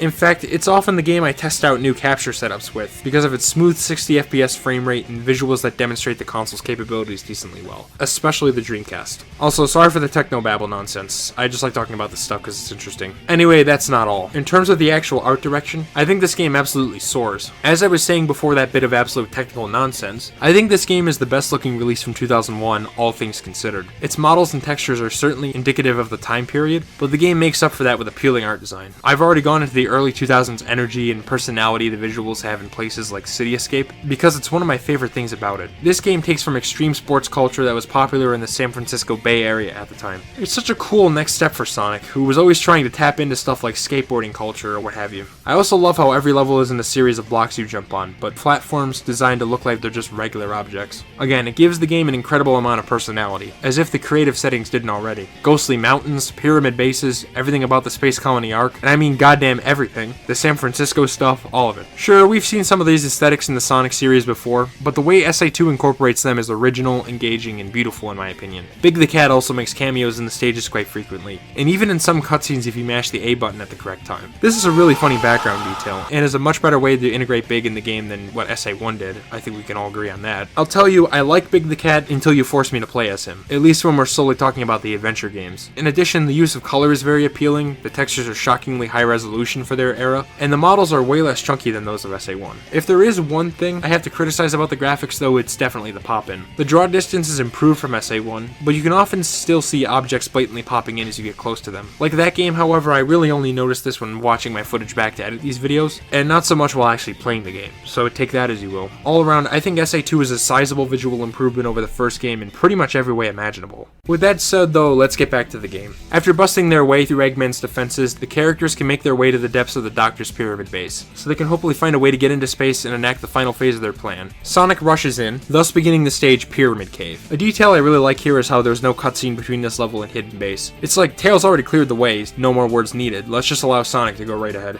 It displays the heroes' growing confidence in this whole scenario, now that they've taken charge and are prepared to fight back against Eggman's scheme. I quite like this stage, because it makes pretty solid use of Sonic's momentum for jumping through these rings. Doing so is challenging to pull off, but if you can, you're rewarded with numerous bonus points. I love doing this for the same reason as City Escape's trick ramps. I just feel like a stylish badass when I manage to get through them all. This stage is, along with Metal Harbor, one of the hardest in the game to get an A rank on. It makes it all the more sweeter when you do pull it off though. All in all, I don't ever tire of this level whenever I get to it. It has some of the most fun speed-based challenges in the game, and unlike previous Sonic levels set in deserts, doesn't slow the pace down whatsoever. It's also the level where you unlock one of the most based upgrades in the series, the Bounce Bracelet. Once you grab this thing, the world is your oyster. It's essentially a way faster, more satisfying, and much more useful version of the Bubble Shield special ability. If you need a comparison in 3D, think of something like the Butt Bounce from the Pac-Man World series, except with much more rapid fire potential. As soon as you hit the action button while in the air, Sonic initiates that bounce, giving instant feedback that's a pure dopamine dispenser. The move also has a much shorter rebound than in Pac-Man World, allowing you to initiate yet another bounce right after you already did one. This move is amazing for reaching the top of the ledges that are just a little too high to clear with a regular jump. Or if your jump can get up there, it's a much faster method of doing so, since the bounce can give you a lot of height even from a short jump. Using it to initiate a rail grind is also satisfaction central, because the downwards force of the move is enough to give Sonic a huge speed boost when landing on the rail. I mean, check out this one section of City Escape.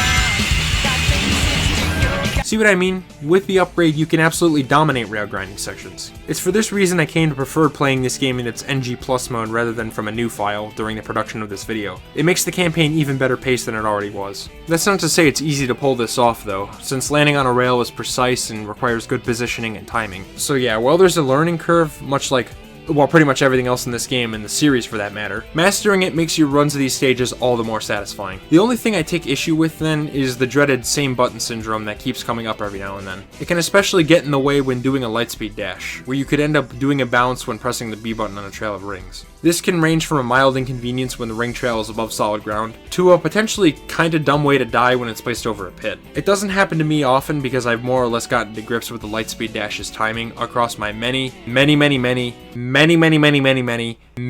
playthroughs over the years, but it's hard to explain how exactly. The timing of the move is very feel-based, and you kinda just have to know when to press the action button based on subtle visual cues like Sonic's precise spacing from the trail. Because of this, I can't really give a good strategy to avoid being screwed by same button syndrome, other than practicing when to push the button such that you don't initiate a bounce by accident. The solution to this problem is, well, quite obvious. In my original video from 2 years ago, I went on this whole spiel about how I would have mapped the controls. But honestly, I heard about a better solution after watching my pitch for Sonic Adventure 3 and why the series needs it by Lightning2153. I'm sure you've heard of that video if you're active on this side of YouTube. You know, us freaks who create multi-hour videos on platforming games. Jokes aside, it's a great watch, and it's from there I heard about an idea I couldn't believe I hadn't thought of before, because it seems so obvious in hindsight. What about the ability to remap the controls? That way you get the best of both worlds. You could eliminate all cases of same button syndrome, while also allowing players to create a button layout that's most comfortable for them. I understand accessibility options weren't really a thing back then, but still, I wish they had thought of it because it would have been a very useful feature. Same thing goes for the sound mixing issues I brought up earlier. Fixing it is as simple as adding volume controls to the menu, but for whatever reason, Sonic Team didn't think to add that. It's so weird to me. I'm always fully in support of accessibility features like this, because more options is almost never a bad thing. Again, this game came out in 2001, a time when that stuff wasn't widespread in console games, but having them is always worthwhile in my opinion. If it lets more people enjoy the game, then I'm all for it, even if it doesn't affect my experience that significantly. When Sonic reaches the deepest depths of the pyramid, he comes across this door with a bunch of Eggman lights right next to it. I wonder if this place is a door to his main headquarters. Sonic and his friends check around the place for a bit, and Sonic postulates that Eggman must have a spaceship around somewhere. They prepare to enter the door in front of them, but sadly, it's locked. No worries though, we just have to find a few keys to get in there. Knuckles is able, well, forced really, to go looking for said keys. As Sonic puts it, "We're counting on you, buddy. The world's greatest treasure hunter." Man, I fucking love that little moment. It's so funny to see Sonic volunteer him to go looking for the keys, all because no one else wants to get their hands dirty doing so. What really sells it is that wink he does, like he's poking fun at the fact that Knuckles has spent so much time looking for pieces of the Master Emerald. It really sucks that the GameCube version changed the angle to the point that you can't see the wink anymore, because it genuinely makes me laugh every time I see it. What isn't so funny though is the level that follows, Death Chamber. This one's definitely one of my least favorite treasure hunting levels. It's basically aquatic mine, except with even less space in many rooms, and way more of them. Honestly, the level just goes on too long for my liking. Even with all the experience I have, it still takes me 5 minutes to get through sometimes. That's not that bad if you ask me, but then you have the aforementioned tight corridors that don't really mesh that well with the camera, the hourglasses you have to stop and press to open doors, which breaks the flow of the stage, and yeah, this is a rare instance of a stage I don't ever really look forward to playing again when I come back to this game. A shame truly, because I like the visual design, and the music has really grown on me. Which, speaking of this level's track, it actually features a curse word. Well, I guess you're right. You're damn right, Knuckles. So that's damn cool. Also, side note, but this level is where you get the upgrade that lets Knuckles break steel crates, and it's these huge metal gloves. A lot of people don't like the upgrade models and think they just slap a bunch of arbitrary crap all over your character, but honestly, I love how they look. Especially on Sonic, with those futuristic green soles that Lightspeed Dash gives his soap shoes. I think they complement the character's looks really well. Although in the case of the upgrade Knuckles gets from Death Chamber, yeah, I can kinda understand people's problems with these models in particular. They look kinda ridiculous on Knuckles' hands, but honestly in a way I can appreciate. Once that level's done with, the game progresses to 2 back-to-back bosses, both of which are clear references to Sandopolis Zone. I mean, we're inside a pyramid, one fights against a giant ghost, and the other is with a huge statue monster, both of which were enemy types you encounter in that zone. Anywho, these 2 fights are some of the better bosses in the game, if you want my 2 cents. The first one is against King Boo. Oh wait, sorry, I mean King Boom Boo, my bad. You fight him as Knuckles, and he actually manages to break through the echidna's macho facade a bit. What the... ghost? That doesn't compare at all to the cut version of the line, however, which is, What? A ghost? It's amazing, the best line ever recorded for a work of fiction, nothing more to see here. This boss is a pretty cool idea that's fun to take on. He first chucks fireballs at you and then breathes fire. That's when you attack the smaller ghost carrying an hourglass behind him, opening up the room's skylights and causing King Boom Boo to burrow into the ground. In some phases, this is on the floor and you have to drill dive to dig him up, and others he'll go onto the wall, requiring a simple wall dig. After he's out, the most fun part of the boss begins, as you have to catch up to him and land in as many hits as you can. The trick is to hug the central pillar, which gives you a tighter turning radius, allowing you to catch up to him. It's actually possible to hit him 4 times in one cycle, which is tricky to pull off, but in most cases I end up getting him in 2 cycles. Whichever happens, it's a satisfying moment when you actually run up to the ghost and land a second hit on the same cycle, since he runs away so fast after he gets hit. Regardless of that, once Knuckles defeats the ghost, the door to Eggman's main base opens up. Ready to rush in, they're stopped by the doctor before they can make their move. You little thieves. Did you really think you could get out of here alive? Come and get some, Eggman! Sonic! Can I say, I love that moment. Eggman is 2 steps ahead of the heroes and already prepared for such a situation, laying a trap for them. Again, this is the best Eggman appearance in the series for me. He unleashes his servant on the heroes, the Egg Golem, a gigantic colossus that's most likely been possessed by some sort of spirit controlled by the Doc. And this is another decent boss fight. His attacks aren't that hard to dodge, but I like the idea of climbing on him and then attacking his weak point. It's oddly reminiscent of Shadow of the Colossus, except this game came out 4 years before it. Whoa, wait a minute, does that mean Shadow of the Colossus ripped off SA2? Nah, probably not. Also, the way the boss looks is cool. I really like the ancient Egyptian statue appearance it's rocking. Nice try, Rocky! Oh, son of a bitch. Once that guy's out of commission, Eggman gets distracted by it turning on him, and Sonic and friends manage to track down a space shuttle that he has in the meantime. It's that time again. Time to get up there and find the Space Colony Ark. While they're closing in on it though, something happens that makes Knuckles, well, let's just say, upset. What the?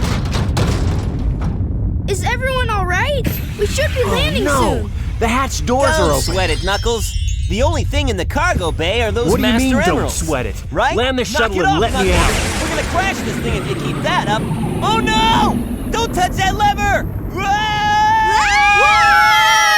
Whoa! Okay, cheesy line deliveries aside, this scene is some more really entertaining banter between Sonic and Knuckles. The Red Echidna is so uptight about those Master Emerald pieces that when he loses them, he aggressively tries to gain control of the shuttle and nearly gets everyone else killed. It's just the balls on this man to go and do something like that, you know? So anyway, after that happens, all Sonic can do is complain about what Knuckles nearly did to them. He's not there, and instead ran away to look for the Emerald Shards, now scattered around the Ark. So he outwardly just complains about it, and it makes me laugh. Anyway, once the characters regain their bearings, Tails explains how the Ark was shut down a long time ago due to some sort of accident. Keep that detail in mind because it's going to become very important as we go along. Before giving us the rundown of the plan he thought up, the Eclipse Cannon is reinforced with energy shields, which makes it impenetrable from the outside. As a result, the plan requires destroying it from the inside. Being the engineer he is, Tails studied the properties of the emerald he received after saving Station Square, and managed to synthesize a fake one. As he says, It has the same wavelength and properties, but it's less powerful than the real one. This fake is extremely convincing, to the point that not even a machine is able to tell it apart from the real emeralds. Tails' plan is to find the place the emeralds are powering the weapon from, and then switch out one of them for the fake he created. This would then reverse the energy fields of the emeralds, causing a chain reaction that would destroy the cannon. So, you know how I keep saying Eggman is at his best in this game? Well, I honestly think that also applies to Tails. Remember, this is the same character who was helplessly bullied back in Sonic 2, but since then he's grown so much to the point he's now the team's de facto leader, using his own inventions to come up with his own clever plans without assistance from others. With this in mind, it's only fitting that he, again, is the first to rush in to clear the way for the Sonic, in his last full stage, Eternal Engine. I'm just gonna be upfront with you about this. This may be something of an unpopular take, but I legit enjoy this stage. Sure, the blind sides behind these doors are annoying, and definitely its worst aspect. It can also be really easy to accidentally screw yourself with these dynamite packs, which open a window that can suck you out into space if you destroy them. And it's also the level to introduce the artificial chaos, which are the game's most obnoxious enemies. But really, these things are outweighed by the fun I get from chaining together really high combos on all these enemies. This ending section in particular stands out for me, not only because it's a cool set piece that reminds me of Gamma's Hot Shelter, but also because it has so many opportunities to earn perfect bonuses in the last room. It's also the first level to feature the Ark as its setting, which I just love the look of. It's this futuristic sci-fi place with all sorts of flashing lights, intimidating machinery, these scary areas with a deep, dark, bottomless pit below them, and a great use of color on the whole. This applies to all the Ark levels, and Eternal Engine is certainly no exception.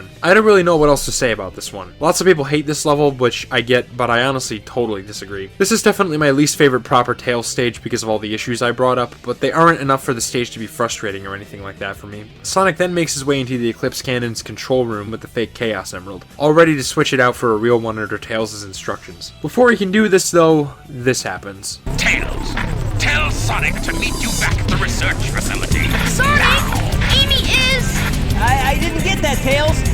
What happened to Amy? Tails! Yeah, Eggman's already made it to the Ark, and once again, he's several moves ahead of the heroes. He has Amy and demands Sonic to come back to the Ark's research facility immediately. Again, Eggman is the most serious he's ever been in this game. Before Sonic can figure out what's going on though, the scene cuts off. What a way to build up tension. It seems like the heroes' plans were all ready to go off without a hitch. But of course, with Eggman, that can never happen. So what do we do after that incredible setup? Well, switch perspectives back to an hour ago in the story, and follow Knuckles as he looks for the Master Emerald pieces that went missing. Man, that's so weird. I get it, they're trying to be like a Tarantino movie where they jump around the timeline. But in this case, I don't think that was the best choice the writers could have made. It kind of deflates the tension that was building up in the last scene. If it were my choice, the last Knuckles level would have gone right after the shuttle cutscene, so that everything leading up to the finale could be in a more logical order. As is, it's just kind of bizarre to me. Oh well, even with this strange order of events, I'm more than happy to play the final Knuckles level on offer, because it's Meteor Herd. I love this level, and it definitely gets my vote for the best treasure hunting stage in the whole game. For one, I find its sheer size rather impressive for the time, because wow man, it is tall. Also, the visuals this place has are, much like Eternal Engine, fantastic. We get a different perspective on the Ark, this time its exterior storage areas. Looking up, there's a huge inverted tower, likely a place where people lived when the place was last operational, that extends down from its absolutely massive underside. Around it is all sorts of machinery, including a central tower on the ground that I think adds a lot to the Ark's blend of old and new technology. The music is equally good, and it's probably my favorite Knuckles song in the game. It's so chill, calming, and uses sci-fi instruments very effectively. As always, the lyrics are also beyond catchy, and that's all I can say about that.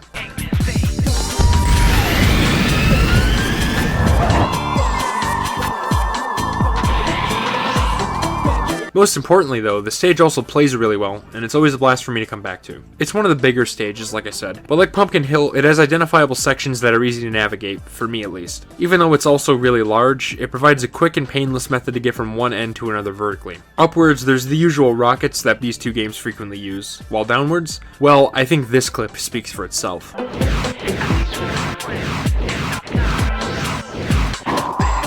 I love the drill dive. It has this really awesome after image effect, delightful sound effects, and above all else, really sends you downwards fast, which I love using in this level in particular. As the great Clement once said, when you climb up and dive from the top of this level, you really feel the height. This is a fantastic stage that I love coming back to, consistently getting an A rank on every time I play it. Well, most times. Not to mention, it also gives you Knuckles' sunglasses upgrade, which, they just look awesome, alright? Enough said. Once Knuckles has the shards from Meteor Herd, he comes across who else but Rouge the Bat, doing, you guessed it, the same thing he was. Would you expect anything less from her? They banter in a quick scene that, while not as memorable as the iconic Faker scene from before Green Forest, still contains really entertaining lines and acting. Did you find my emerald? That's a good one. Your emerald. Talking to you is a waste of time. Cue the totally unexpected boss fight that I in no way saw coming whatsoever. This fight is actually decent enough, believe it or not, especially by the standards of these two games' character matchups. Every now and then, the center of the stage will open up, creating an updraft that pushes you into the air, forcing both you and Rouge to the sides of the tower. Wait, how is there an air current in space? Just roll with it. This is the same series where characters can breathe in space and yet not underwater. In this fight, Rouge can actually use special moves from the multiplayer mode against you, which really don't make it any harder, they're piss easy to dodge. Really, the whole fight can be that way if you just do this. You've made me mad. And Rouge can never touch you. So yeah, that's that. Immediately following this fight, Knuckles and Rouge are very clearly tired out, panting for breath, as I make Big the Cat stare at them in the distance. Again, love the big cameos in this game, such a fun Easter egg. The two both demand emerald shards from one another and get into yet another argument over it. As this happens, Rouge slips and falls, but instead of letting her fall to her death, Knuckles actually reaches out and saves her. Some may ask, well, why didn't she just fly to save herself? Simple, she just got out of a huge brawl with Knuckles and is tired out from the whole affair. And no. By affair, I don't mean Rouge accuses Knuckles of just wanting to hold her hand, which he plays off by saying he just did it to save for the emerald pieces. In response, Rouge then does something that's totally unlike her, and actually gives Knuckles his emerald shards back. What? Apparently it's because they smelled like echidnas. However, I'm not buying either of their excuses. It's clear these two are going to be friendlier with each other, with the both of them realizing that they've been having fun racing to see who gets the pieces faster. This allows Knuckles to realize he doesn't always need to be so stern, and as a result, he gains some level of respect for Rouge, even if he doesn't particularly care for what she's done so far, mellowing the dude out a bit. He even goes so far as to apologize to Rouge for any potential pain he's caused her, right before running off to find Sonic again. All she can do in response is smile as she too leaves. Overall, solid character progression. With that being said, back to what you were all waiting for. What's going on with Sonic and the others? Well, Sonic's now in a rush to the Ark's research lab, which he can only reach by traveling through Crazy Gadget. This level often gets heat for various reasons, but just take a guess what I'm gonna say. Yeah, I think this level's fairly underrated. For one, it features the same amazing visuals that Eternal Engine did, except with the addition of these chemical plant-like tubes that whisk you around the level at high speeds. It gives you a view of the Ark's humongous exterior, and it reminds me so much of that transport network from Portal 2, come to think of it. Now, that's a game that came out an entire decade after SA2, so the comparison may seem a bit weird and nonsensical, but we're living in 2023, so I'd say I'm allowed to draw comparisons when I notice something similar. I also just wanted an excuse to mention Portal 2. What can I say? That game is awesome. Go watch my video on that series for more information if you so wish. To get back on topic though, Crazy Gadget's music is also an absolute banger. Yeah, I think you're starting to notice a pattern, huh? It's more of that intense rocking guitar stuff that this game has in abundance. I really like it.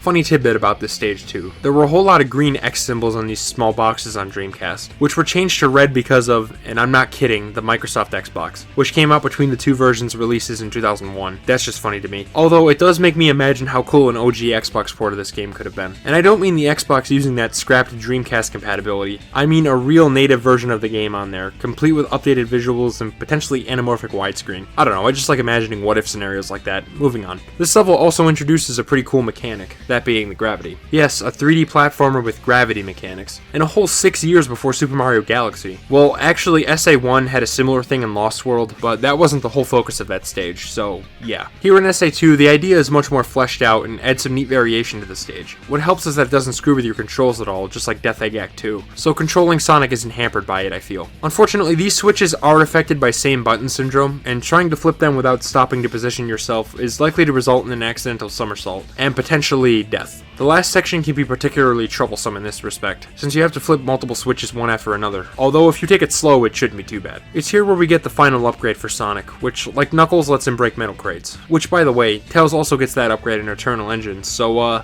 whoops, forgot to mention that. It's an important upgrade if you decide to return to the earlier stages, because they have a lot of metal crates in them that'll unlock all sorts of things. In Crazy Gadget, the mechanic also sees a bit of use, as does rail grinding and the Lightspeed Dash, both of which provide some really sick camera angles. There's also these homing attack trails over deadly green liquids, which always makes me super anxious when I do them, especially this one with the Lightspeed Dash. Although credit to the devs, they did make this part more forgiving by adding a rail and spring below when the game was ported to Gamecube. This level is fast paced, fun to speedrun through, and it contains one of the most satisfying spin dash jumps in the series.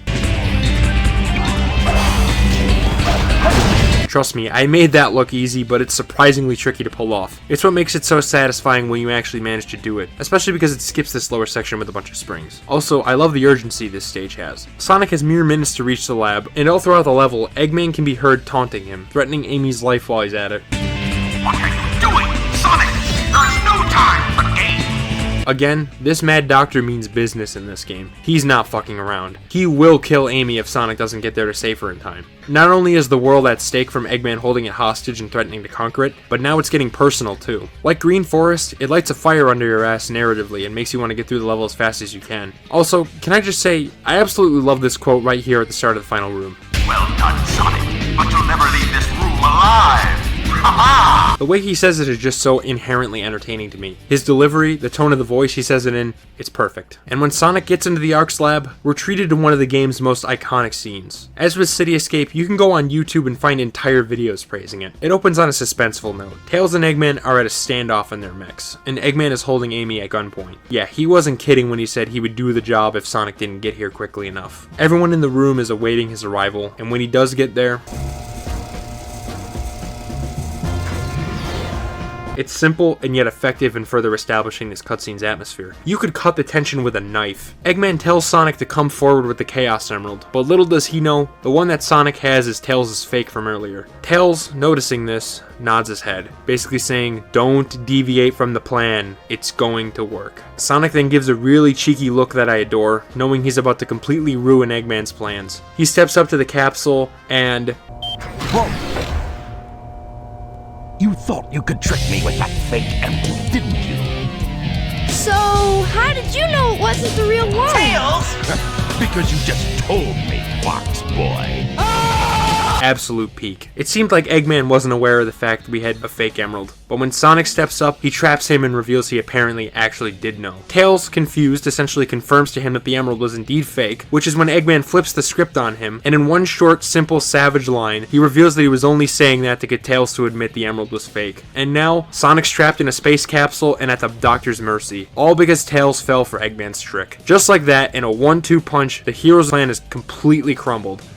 What a moment of pure writing genius. Seriously, I could go on and on about how incredible I find that, but again, there's already whole videos on YouTube delving into it, and I doubt I would be saying anything you haven't heard before. Bottom line is, if you can't see why I think this is Eggman's best appearance in the series by far, especially after that, then I can't help you. All Sonic can do now is encourage Tails and Amy to stop Eggman, after which the Doctor sends the capsule plummeting back down through the planet's atmosphere. He's even outfitted it with a bomb for good measure. However, as Sonic is falling in the capsule, he notices that he still has the fake emerald, and gets a crazy last-minute idea to escape his inevitable fate. Remember that warping ability called Chaos Control that Shadow used earlier in the game during his first meeting with Sonic? Well, Sonic, being an experienced Chaos Emerald user, gets the idea to try and use that move. Will it work with the fake emerald? Can he pull it off? We don't know, since for now, we cut back to the Ark's lab as the capsule explodes, and he seemingly dies. Eggman then turns to Tails, demanding the real emerald under threat of death. However, Tails isn't going to back down. He thinks back to how far he's come from being that little bullied fox boy, to gaining confidence in himself, to becoming the tactical genius he's demonstrated himself to be in this game, and realizes this is the first time Sonic has directly asked him to do something for him. Sonic believes in Tails because he's demonstrated that he can stand on his own 2 feet and step up when the going gets rough. And so, Tails decides not to give up, taking on Eggman in battle. This is one of the best cutscenes in series history. It's suspenseful, cleverly written, and is such a shocking way for the dynamic to suddenly flip back. The heroes were so confident in their plan. I mean, it couldn't possibly fail. But as he is in this game, Eggman was 2 steps ahead of them at every turn. It's something else, really. So after that incredible build-up, we then get a kind of annoying boss fight that can be beaten by mindlessly wailing at Eggman until he's knocked out. Well, if the game feels like allowing that. It's one of those bosses where their best strat is to run around like a headless chicken while spamming attacks at your opponent before they can do the same to you, which is what we in the space call a war of attrition. Well, that is until Eggman does a special attack, which includes firing a bunch of missiles or a huge fuck-off laser that's extremely deadly if it hits you. Similarly to the great Eggman Robo fight, if you're not already in the air when that thing fires at you, you're pretty much guaranteed to be hit. But hey, at least the former had attacks that were fun to dodge. I just find this Eggman vs. Tails fight kind of annoying. It's like I either do it in one try and move on, or die 1 to several times and waste multiple minutes on it. Feels almost luck-based sometimes, and honestly, Since which attack Eggman uses is random from my observations, it essentially is. so that's a bit of a letdown, but it doesn't take away from the preceding cutscene, I'd say. It may be one of the worst bosses in the game, but at least it's over quickly if you can survive the attrition battle long enough to come out on top. After Tails defeats Eggman, at least for now, we once again resume Knuckles' perspective. He's minding his own business, walking around the colony to find Sonic. As he's doing this, he...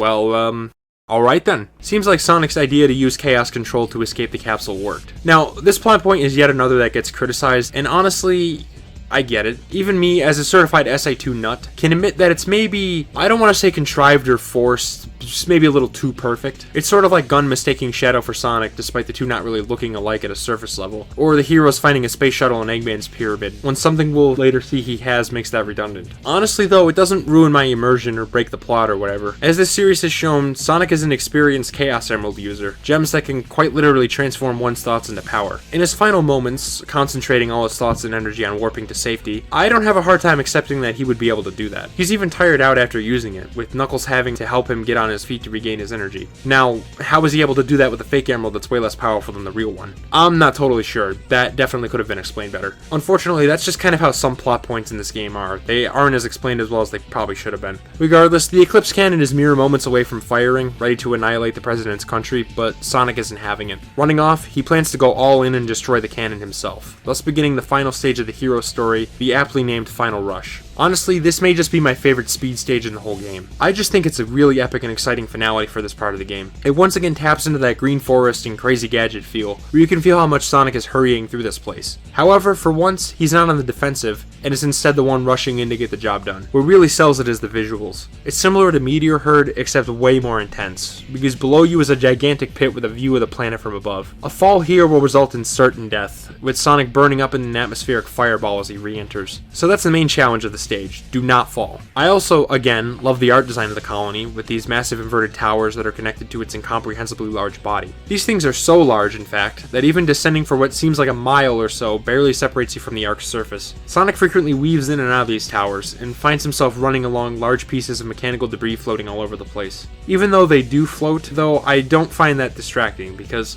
well, for one, it's space, so that makes sense, but also because they're designed to look like real objects rather than just obvious floating junk. I just think the stage looks really good. What can I really say? As I said, this level has a huge pit below, so if you want to make it through, you'll have to plan every move carefully, since one slip up can send Sonic falling to his doom. It's what makes mastering this stage in particular ultra satisfying, because it can be so harrowing on a first playthrough. Seriously, when I first played, it took me a while to clear this stage, but now I can effortlessly plow through it in 5 minutes. I think it has an incredible flow, and it's all due to the use of grind rails, which the level demands skills with. I've mentioned the rail grinding system every now and then, but since it's so central to Final Rush, I think I should probably go in detail about it. Honestly, for their first attempt at the mechanic, I think they did a pretty commendable job. For starters, I think it looks absolutely badass, and adds some instant spectacle to whatever stage it's in, which is almost all of them really. It's hard not to think to myself, oh hell yeah, when I see Sonic or Shadow speeding down a rail. Helping this image is Sonic's new soap shoes, which, if you need a refresher, I think they're the best shoes he's ever had. They're way more slick and cool than those lame elf shoes he's always always had, all the while maintaining the same appealing color scheme. Sega actually didn't originally intend Sonic to have these shoes, and in the demo version he was actually wearing the old ones. In fact, in the opening cutscene on the Dreamcast version, Sonic's actually wearing his original shoes for just one shot, which changed to the soap shoes in the next. That clearly tells you that the change in drip was a late addition. Sega had signed a brand deal with the company that made the shoes, meaning they're technically product placement. I mean, they even have posters for the shoes all over the game. Personally though, it sure doesn't feel that way to me. I think the shoes fit Sonic's personality and design extremely well, and make him look way cooler than before. It's also not in your face. They never directly advertise the shoes to you, and instead confine them to those aforementioned posters that you could easily ignore. Sonic and friends also never acknowledge it, they just act as if he's always had these shoes. Most of all though, they reflect the new grinding mechanic, complementing it wonderfully. Soap shoes were designed for the extreme sports crowd, and had specialized soles that allowed you to get a better grip on railways, so you could grind down them. Here in SA2, the same thing applies. They allow Sonic to jump on rails and go careening down them at lightning fast speeds. It's badass, especially if you hold down the action button. It makes Sonic crouch to reduce air resistance, allowing him to accelerate much quicker, which looks cool and enhances the flow of the grinding sections. In addition, you can lean on rails, which must be done on turns if you want to maintain a solid pace down the rail. It's also encouraged through frequent points bonuses, giving you more points the faster you go. If you do it wrong though, it can end up killing your speed, particularly if you lean opposite the turn. You also can't lean too hard into the turn either, you'll have to use finesse. Do it properly and you'll blaze down every rail you see. Fail to do so and you'll lose a lot of speed or even potentially fall off the rail if you're not careful. It, like many other aspects of the design in this game, and really the whole series come to think of it, prioritizes a risk-reward approach. You could play it safe at the cost of speed, or take the risk, which pays off if you succeed. Hey, wait a minute, I think the system is fantastic, and has a surprising amount of nuance to it. Switching between adjacent rails, done by leaning towards the opposite rail and pressing jump, can be somewhat finicky, but other than that, this mechanic is sick. It's the whole reason I love Final Rush as much as I do. It has so many opportunities for base gameplay through speedy rail traversal, especially when you combine that with the bounce bracelet to give yourself a head start on each one. On top of this, the stage has several moments where the rails curve upwards at the end, indicated by a green X symbol. Pressing the jump button on these at the right moment will make Sonic do a nifty trick, much like those ramps from City Escape. As if this level wasn't based enough already, now it's doubly so. Also, quick tip if you're struggling to A-rank this stage. When doing a trick off a rail, make sure to land on solid ground, and not another rail, since it only gives you a score bonus if you land on the ground. I always see people doing tricks and landing on another rail, which, I get it looks really cool, but you can't do that if you want the extra points from the tricks. It also features several branching routes, probably the most in the game, which can improve your time. For instance, right after this huge rail set piece in the tower, you're normally supposed to continue forward to this purple rail after taking out 2 artificial chaos. However, if you hold right, you'll find a red rail that stretches down, complete with a trick spot at the end, skipping a section with multiple rails. Now that's cool. If you're skilled with using momentum on these rails with your jumps, you can also find frequent hidden item boxes. This is really hard to do, to the point I've never actually done it before, but for those with the proper skill, it's there. At the end, you also bear witness to another chase sequence, calling back to the one all the way back from City Escape, except with falling debris. This level is a masterpiece, and is easily one of my favorites in the whole game. Sure, in terms of recognizable iconography, City Escape cannot be topped, but this stage holds its own as one of the best for me, and one that I'm always excited to return to every time I come back to this game. Once he's through that, Sonic comes to a long hallway that presumably leads to the cannon. Before he can make his way to it though, Shadow makes his return. He says he's impressed that Sonic managed to survive the capsule, to which Sonic replies that he used the same ability Shadow demonstrated to him way back at the start of the game. In a way, that means Shadow indirectly saved him. He's also shocked that Sonic was even able to do it with a fake emerald, which Sonic gives a really entertaining and cocky look to when he points it out. It's that which makes Shadow begin to realize that there's more to Sonic than he initially thought, demonstrating that he's starting to respect the Hedgehog. This is the most candid conversation between the two we've had, and it shows, much like the scenes with Knuckles and Rouge, character growth. These two were bitter enemies at the start, calling each other fakes and hurling insults. Now they're able to calmly converse for a bit, exhibiting that they view each other as more than just imposters. No, don't do it, don't do it. With that said, their goals are still complete opposites, and Shadow still feels he has to finish Sonic off, but now it will be an honorable duel rather than a brawl of egos. The fight against Shadow is considerably more challenging than the first one, as expected, and can actually give you some trouble. It did on my first playthrough of this game anyway. It reminds me a lot of the third phase of Sonic 3's final boss actually. You're running down a straight pathway as pieces of it collapse behind you. This forces you to stay on the move, and standing still for too long will result in death. Shadow is also running along with you, using Chaos Control to keep ahead. You can attack him in several ways. He can be spin dashed into, hit with a lightspeed dash if the lineup is correct, or in the PC version with the right mods installed, a somersault. When Shadow's health gets low, he starts dodging your attacks, making it so you'll have to fall back when he uses Chaos Control. Wait for him to do a special move and then run up and strike. That's a little slow though, so if you want to try and line up lightspeed dashes to take him out, that also works. For the most part anyway, he can still sometimes dodge that too during this phase. I gotta be honest, while I don't find this boss that hard anymore, it's still a really thrilling climax. The visuals are the same intimidating space environment as Final Rush, and man, the musical track for True Story is a sophisticated and intense boss theme. It sets a dire tone, and really makes this feel like a battle to determine the fate of the world. It's either Sonic wins and stops Eggman's plans, or Shadow does, allowing the Doctor to fire the cannon, obliterate the country, and build Eggman Land on top of it. Well, since we're playing the hero story, Sonic obviously manages to win out, but still, the ambiguity in the story makes it exciting. With that, the hero story comes to a close. Tails, standing in the arc slab with Eggman, who's comically lying on the ground, has won, but is still dejected at the apparent loss of his friend. After all, he was the one who caused it. That mood shifts though when the Fox Boy, and yes, I'm going to keep interchangeably calling him by that nickname because it's too good, gets a call from none other than Sonic. He's alive, and Tails couldn't be happier about that. Meanwhile, Eggman grabs the Chaos Emerald and skedaddles out of there, but this is of no concern for our heroes. Sonic tells him to look outside, and as they do,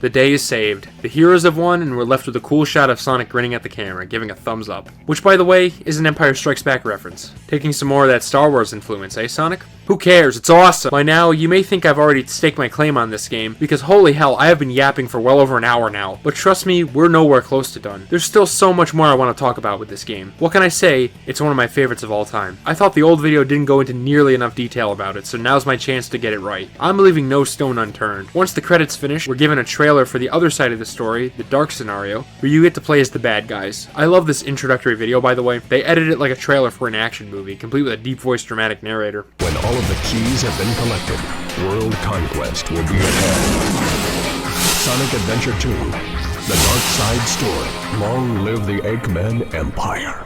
Anyway, the dark story is, in my opinion at least, best experience after clearing the hero side. Sure, playing as the villains may seem extremely enticing, but for narrative purposes, the hero story establishes things that leave you asking intriguing questions, which are then answered in the dark story. Like for instance, what set this entire plan from Eggman in motion? How did he find out about the Ark and decide to use it in another attempt at world domination? Well, it all starts on Prison Island. It's being locked down under an intruder alert.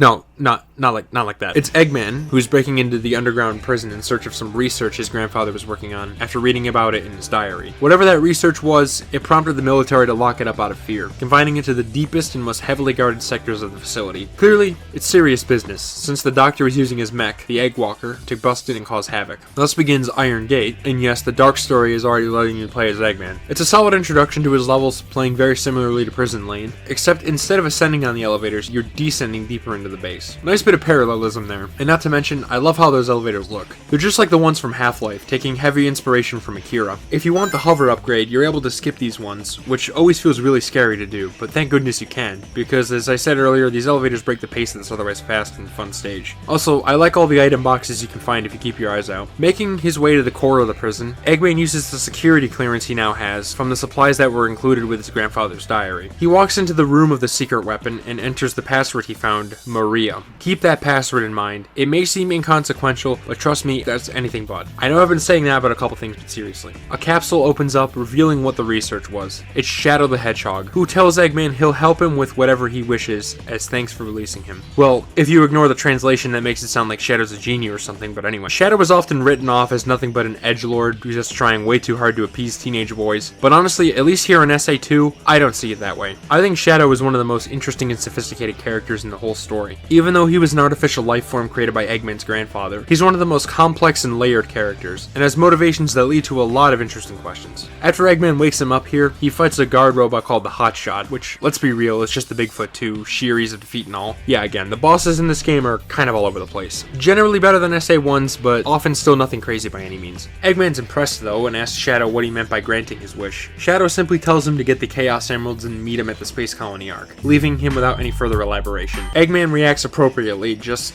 staring at him in confusion. Oh well, might as well go along with this if it means taking over the world, huh? After this, we get the first repeat cutscene in the game, showing the part where Knuckles and Rouge argue in the desert again. This scene is no different, except that it plays Rouge's theme instead of Knuckles', so we can safely skip it. That sends us into the first Rouge level, Dry Lagoon. It's another desert stage, but takes the form of an oasis rather than the typical sandy wasteland. I really like that, you know? It's gorgeous, and what really completes it is that lens flare effect when you stare at the sun. That effect is visible in all sorts of places, basically anywhere there's a sunny blue sky. As someone who loves bright blue clear skies, the effect adds a lot to the visual appeal. The level itself is pretty fun too, although if the emerald piece spawns in the cage in the center of the second area, accessible from the turtle tunnel, you'll have to grab onto the swimming turtle and wait for it to drag you there, which takes a second. If that happens, I usually just restart the stage and re-roll for new piece locations, which by the way, you can do that from the menu. Also, since the emeralds act as checkpoints of sorts, intentionally dying can also reset the other's positions if you get a less than ideal set. Because yes, as in SA1, the locations the pieces appear in are chosen from a predefined set using RNG. Except this time around, there's way more places they can end up in. SA1's levels had about 10 possible spots each, but here in SA2, there's hundreds across all the stages. Sometimes when I play this game, I still keep coming across new ones I've never seen before. Honestly, I find it impressive how they were able to make so many of these, even all the way back on the Dreamcast. They got so many different ones with so many different hints and all that, it's crazy. Some may not like how the pieces change locations every playthrough, but honestly I think that's what keeps these stages interesting on revisits. In fact, it may just make this the most replayable gameplay style in the game for me. Soon after this, Eggman makes his way back to his pyramid base, starting Sand Ocean. This level has one of two possible experiences, depending on your current moveset. It can either be pretty fast and fun, or involve a lot of slowly waiting around on platforms. If you have the hover upgrade, you're able to blaze through it, completely skipping over all the waiting. Without the hover though, you'll have to wait for them to line up, because there's deadly quicksand underneath your feet, just like Hidden Base. Either way, it's honestly my least favorite shooting stage overall. Sure, maybe Eternal Engine can be more obnoxious with its blind sides, but I personally take that over sitting around and waiting for things to get close enough together to make a jump. Although in this level, I originally noticed how charming I find the model for Eggman's Egg Walker. It's in between being a low poly 5th gen and a more detailed 6th gen model, having sharper textures but still clearly being polygonated. It's very Dreamcast, which in a lot of ways is a console that's generally a threshold between 5th and 6th gen. I don't know why I'm even saying this right now. It probably makes very little sense. It's just something I remember thinking when I first made it to this stage, because its slower pace made me more observant of details like that. When Eggman arrives in his base, he wonders to himself why Shadow needs a Chaos Emerald up at the Ark.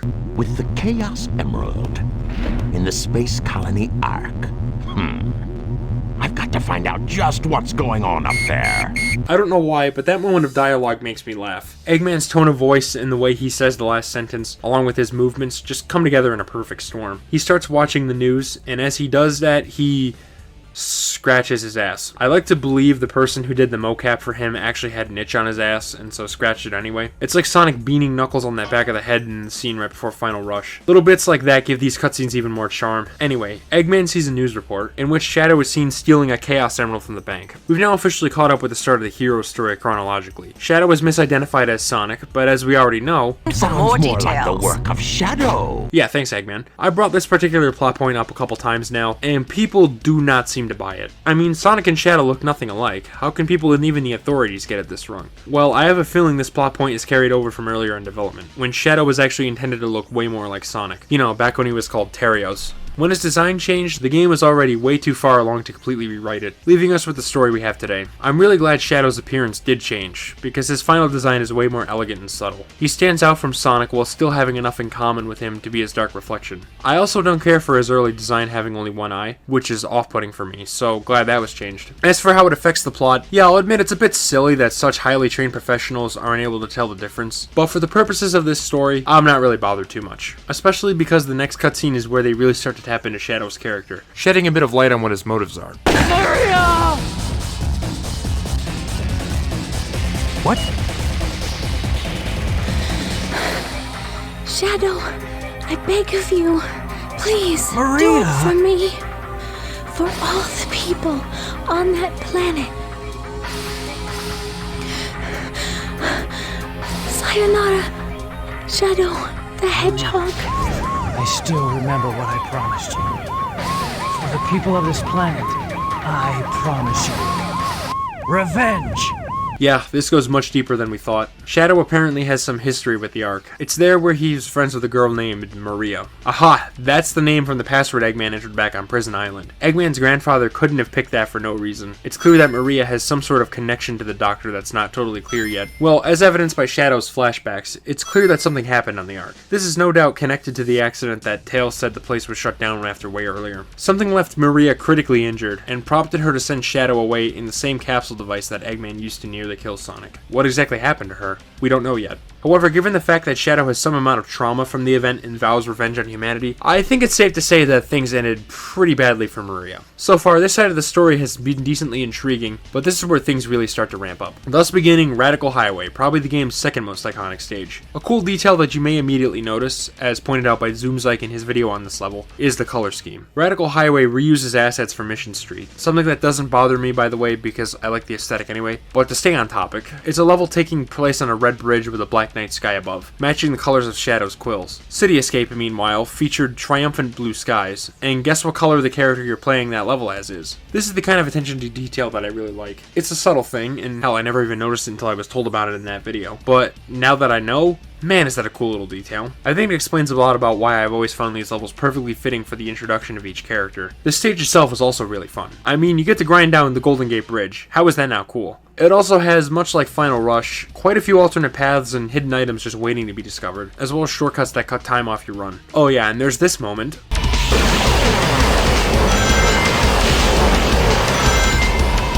Yeah, speaks for itself. Gunn and the police forces are going all out, attempting to take Shadow out by any means necessary. Now, they've been attacking many civilian spaces like this throughout the game, what with the semi-truck or fighter jets like this, but surely that would cause a lot of uncalled for property damage, right? Well, yeah, but in Gunn's eyes, if it means preventing something on the scale of, oh, I don't know, chaos obliterating an entire city and killing thousands with a huge flood, then to them, the ends justify the means. Maybe it's still a bit overkill, but hey, it makes for some pretty badass set pieces. It's after evading the military when Shadow meets with Sonic, and I mash the button to make Big appear. Like with the Knuckles scene, this part is no different from the hero story, making it perfect skip material. But it's really funny to see that cat run around aimlessly, totally interrupting Shadow's dramatic entrance. It makes me laugh. In any case, Rouge is seen inside Eggman's pyramid base. Now, why would she be doing that? Does she think he has jewels? Well, that's part of it, but it's also revealed that she's an agent for some other party. When Sonic and Tails talked to the president in his limo, his secretary mentioned that they were getting an incoming call from their agent, that agent obviously being Rouge. So she's a spy for the president, sent in to monitor Eggman's activities. As we'll see later, this does cause a bit of a conundrum with a certain plot point, but I'll get to that when I get to it. As she does this though, she decides to fulfill her desires for rare gemstones too, basically killing two birds with one stone. In comes Egg Quarters, the companion level to Death Chamber, except I think it's way better than that level was. This one is small, easy to navigate, and has much better pacing because it lacks those stupid hourglasses. It also has a guard robot, a large ladybug-like thing that attacks you with lasers if you get near it, unless you take shelter in a shadowy place. I don't have much to say about it other than that. It's a solid stage that I find really fun. Although there was this funny moment that I had with the ladybug. I got it! Well, after, that, Rouge makes her way into Eggman's main control room and finds out how he was able to make it to the Ark. He has a space teleporter with its destination set there, which she also uses to go after him. That, of course, begs the question, how come he has space shuttles? I don't know. Maybe he just pulled an Eggman as he usually does and decided to make one because why not? Just to show off. Irrespective of that, it's Lost Colony time. So this is the space colony Ark. I have to locate the central control room that Shadow mentioned before he left. This level is a work of art. I mean, for one, it's where you unlock Eggman's hover ability, which really opens up the platforming and general stage movement. There's also numerous opportunities to flex your combo making skills, with large groups of enemies placed all over. It's what makes this elevator sequence, the weakest part of the stage, still fun. Above all else though, I adore this level's atmosphere. It's pretty much unmatched. The whole thing takes place in the sealed off Ark. The colony has been out of commission for 50 years, just sitting there orbiting the planet the whole time, even before Sonic 1 took place. Its power is mostly out, save for the gun robots that were sealed in there as its guardians.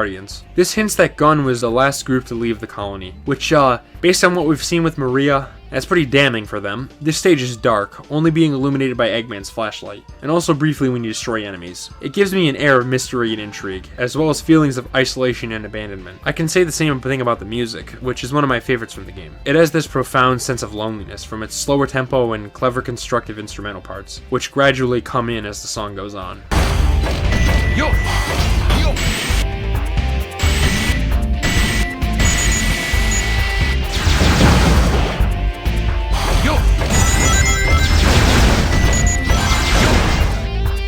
On top of that though, there's also a choir that makes it feel like something or someone is beckoning you, calling out for you to explore this place even deeper.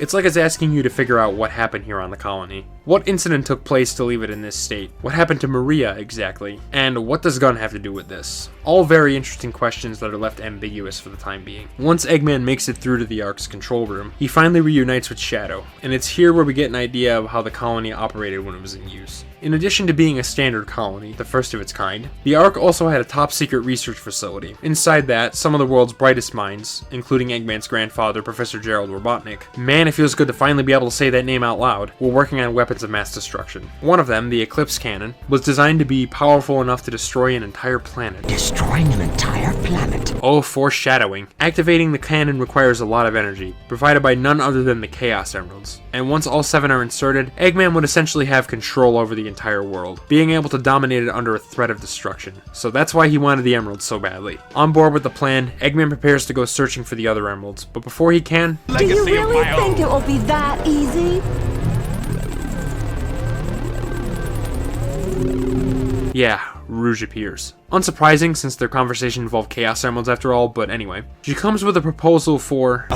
deal? Yeah, what he said. Rouge asks for his emerald radar, which she doesn't want to give up. But as soon as she says she knows where the other emeralds are, Eggman basically thinks, well fuck, now she's got me there, and reluctantly agrees, unaware that Rouge is a double agent. Can I just say, by the way, I love the dynamic between these three. They all speak in such a grandiose tone, while Eggman and Rouge's personalities clash in an entertaining way. Throughout the Dark campaign, they have so many entertaining and hilarious interactions, whether intentionally or not, and I can't get enough of it. I mean, honestly, the Dark story in general has some of the most quotable moments in Sonic history, just legendary cutscenes one after another. Regardless, the three make their way back to Prison Island, under Rouge's directions. Eggman is suspicious of her because of this, and to make sure she doesn't lead him into a trap or try anything funny, he prepares a bomb that he plans to plant and destroy the island within the next 30 minutes. He sends Rouge into the base to look for the emeralds, and has Shadow handle planting the bomb. Meanwhile, he runs through Weapons Bed, a stage very similar to Metal Harbor in appearance. What I find most enjoyable about this stage is all these dormant gun robots, which are easy pickings for a whole bunch of perfect combos. The stage is also very open, providing the perfect conditions to really demonstrate the mech character's speeds, and puts Eggman's hover to solid use. Also, I find it really badass how Eggman effortlessly plows through Gun's immense military might, with nothing but a comparatively tiny mech walker. This level puts the villains in place for their plans, but they're interrupted by Amy, who mistakes Shadow for Sonic. Nice eyesight, Amy. Oh, who am I kidding? Even the military fell for that. I'll cut her some slack. Eggman tries to take her out, but gets stopped by Tails. However, this Fox Boy is no match for a 300 IQ super genius. Well, at least in the Dark story he isn't. Better luck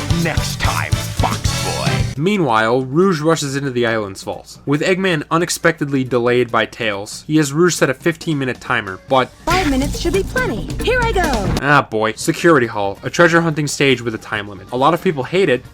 I'm not one of them. Yeah, that's a running theme in this monster of a video, huh? There's multiple running themes in this whole thing. Honestly, when I first played this game, I had heard about this level and thought I would totally hate it, but when I got to it, I honestly found it really easy to get to grips with. I mean, it certainly helps that dying resets the timer to where it was when you grabbed the previous emerald, so yeah. The level is also really small, one of the smallest treasure hunting stages in the game actually, and really quick to get around. Worst case scenario, an emerald may spawn in one of these locked safes, which requires going to the top to unlock, but doing so is quick and mostly painless in my experience. I won't deny that the time limit is a bit dumb when I think about it, especially after watching some newcomers play it somewhat recently and hearing their thoughts as they played. But I mean, I have fun when I play this level, so mission accomplished?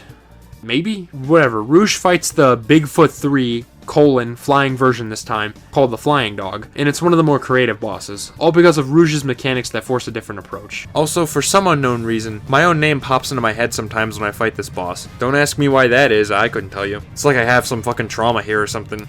My mind is an enigma. At any rate, as Rouge is fighting the Flying Dog, Gun seals off the Emerald Vault, trapping her inside. This is bad news for the villains, since she has the emeralds and, well, the island's about to explode within the next few minutes. When she contacts Shadow about this, he sees another vision of Maria. He originally didn't care about Rouge, but after hearing about her situation, he begins to feel guilt from the lingering memories of Maria, and begins to believe it's his duty to save her. This brings up an interesting aspect of Shadow's character, which I'll talk about as the next level, White Jungle, plays out. I don't have much to say about it, to be honest. It's basically basically Green Forest 2, with the same atmospheric appeal that stage had. So remember how I said Shadow is often accused of being an edgelord? That was all brought on by his characterization in later games, which is inconsistent to say the least. Back here in SA2 though, there's way more to him than that, I'd say. In fact, I honestly don't think he's all evil. He's a layered character with all sorts of nuance behind him. Definitely the most complex character in the Sonic series so far at the very least. He's on a quest to avenge Maria due to whatever happened to her, and fulfill her wishes by any means he can. In general, he's a bit cold and apathetic towards others, but that's not the only side of him. Shadow, deep down, has a more timid side, and that's shown off by him going out of his way to rescue Rouge here on Prison Island. He feels like he has to save her, because in not doing so, he would be letting Rouge down, in turn giving him the same traumatic feelings that he had that day on the Ark. Because of this, he basically equates saving Rouge to granting Maria's wishes in his mind. So to fail Rouge would be to fail Maria. Really, in a lot of ways, one of Shadow's main aspects is his loyalty towards those he feels he owes his life to, whether it be Maria from his past or Eggman when he awoke him from the vault. It's a common through line in a lot of his actions, being a loyal servant to whoever he feels indebted to, as long as said things don't conflict with what Maria wanted. In general, I think Shadow is a really fascinating character here in SA2, as I've been saying, and find there's a whole lot to talk about if you think about him deeper. There's so many details I could discuss for a long while, but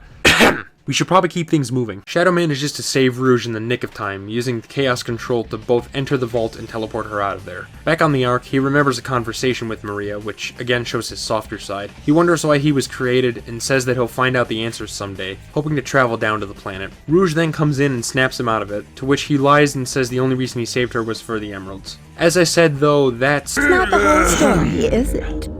Everything is ready to go! Right. Yes. So now that the villains have enough emeralds, they do the Eclipse Cannon demonstration, yada yada, pissing on the moon, cut to Eggman slamming the console in a bout of gamer rage. Why are you so upset? I absolutely love that, by the way. It makes me laugh every time I see it. He's so upset because their threats essentially fell on deaf ears, and there's one emerald he's missing. Rouge then makes fun of him. Look at you, throwing a tantrum like a little kid. How totally embarrassing. Can you see why I find the dynamic these three have so funny? She hands him a newspaper revealing that Tails has the last Chaos Emerald they need, so Eggman's sights are set. The three set off to chase after Tails, but not before Rouge gives an update to the president. Just a reminder, don't forget about my jewels. Yeah, but that reminds me. So you know how Rouge helped in the destruction of Prison Island? Well, she's also an agent for the president, so that basically means he was complicit in its destruction if he knew about what she was doing. That wouldn't make much sense, since it's Gun's base, and his country is working with them. I've heard it said that Gun is apparently a private military organization, so they operate independently from the president. Pretty much, they're just a task force put in place to defend against an apocalyptic scenario. But nothing in this game either confirms or denies that's the case. As it is, I'm willing to ignore this, but I really wish it was clarified better, because whether or not you accept it will more than likely hinge on whether you think Gun is a self-owned entity or a government-owned organization. It's yet another plot point that, like Eggman having a shuttle or Sonic pulling off Chaos Control with a fake emerald, you have to kind of roll with if you want to enjoy the plot. This game has several of those moments that I really wish were explained better, because what we have on paper is really good, I find. The script feels finished, like it feels like it reached its final draft. It's just that several aspects feel a little rushed, and if it takes away a lot for you, I totally understand where you're coming from, even if it doesn't for me, personally. Hey, I'm trying my best not to act like my opinions are the only correct ones here, because they're not, which is something I really wish I did in my original video on this game. Anyway, enough about me. We've got a Fox Boy to chase after. We first get another driving stage, this time helmed by Rouge. It's essentially the exact same as Tails' version, although with notably more devious turns and potential places to fall into the water below. I really have no commentary on this one, except for Rouge's vehicle, which...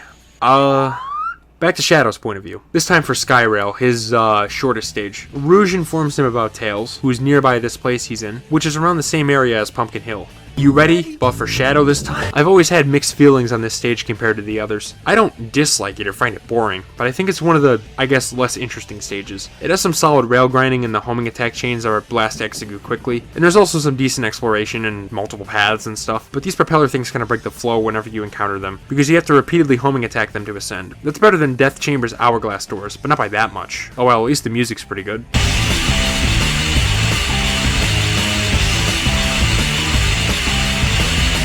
As Shadow observes Tails' plane, he informs Eggman that the heroes are on their way to his base. No worries though, Eggman's got a plan for this. That obviously being the Egg Golem. However, you all know how that goes.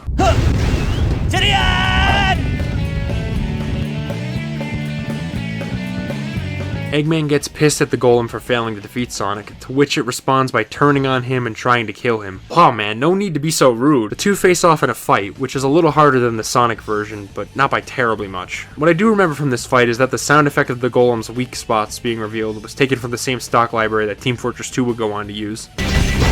So that's nifty. Anyway, after leading Shadow to Tails, Rouge is back on the Space Colony arc, in a call with Eggman. He tells her that Sonic, Tails, Knuckles, and Amy managed to escape him, and are on their way to the colony. Being alone in the control room, she manages to coax the password out of him, which is, again, Maria. Now where have I heard that name before? In any case, she observes a secret file with the name Project Shadow for the Ultimate Life Form. And it's pretty obvious what this is. It's the data file related to the scientific research program that Gerald led, in which Shadow was created. The document that's shown indicates that he was actually the second version of the project, and shows an image of what is presumably the prototype. It's pretty interesting stuff that goes to show that there's more to Shadow than meets the eye. However, it's not on screen for long, since Rouge almost immediately gets a notification that Master Emerald shards have been detected near the Ark. Well, that is if you're playing the original Dreamcast version. On GameCube, they changed this cutscene in a bizarre way to the point that it no longer makes any sense. Instead, a video of Sonic, Tails, and Amy appears, which is what makes Rouge just decide to go looking for the Emerald shards. I mean...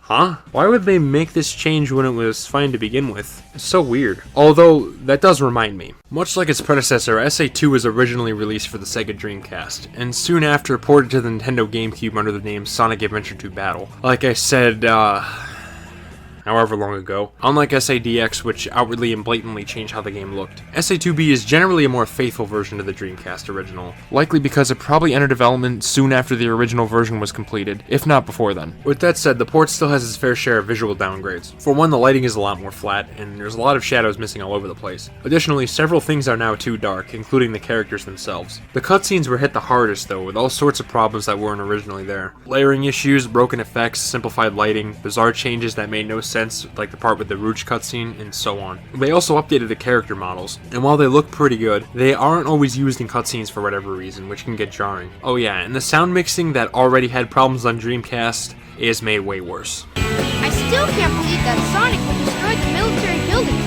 or rob the bank.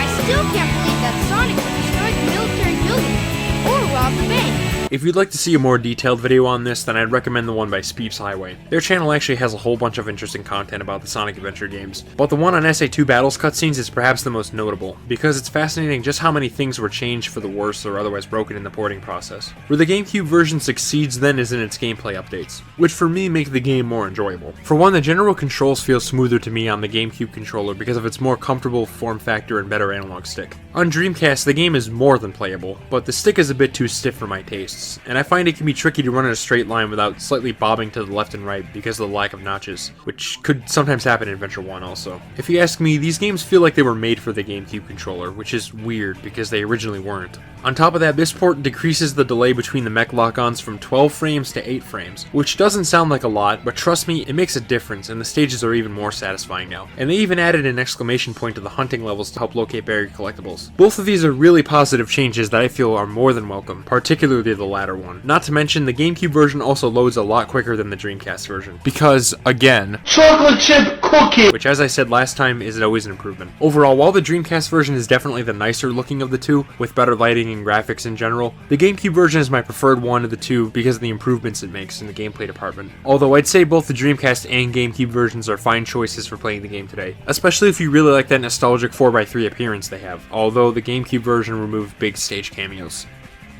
Alright, I changed my mind, this version sucks. The HD port, released in 2012 on PS3, Xbox 360, and PC, is definitely the best version of the game yet again. Well, that is, as long as you mod it. By default, this isn't nearly as pitiful as showing as the SA1 HD port, but it certainly still has its issues. For one, the sound effect volume has been cranked up to frankly absurd levels. Oh my god, make it stop. Someone stop it. Stop making noise, I can't even hear myself think.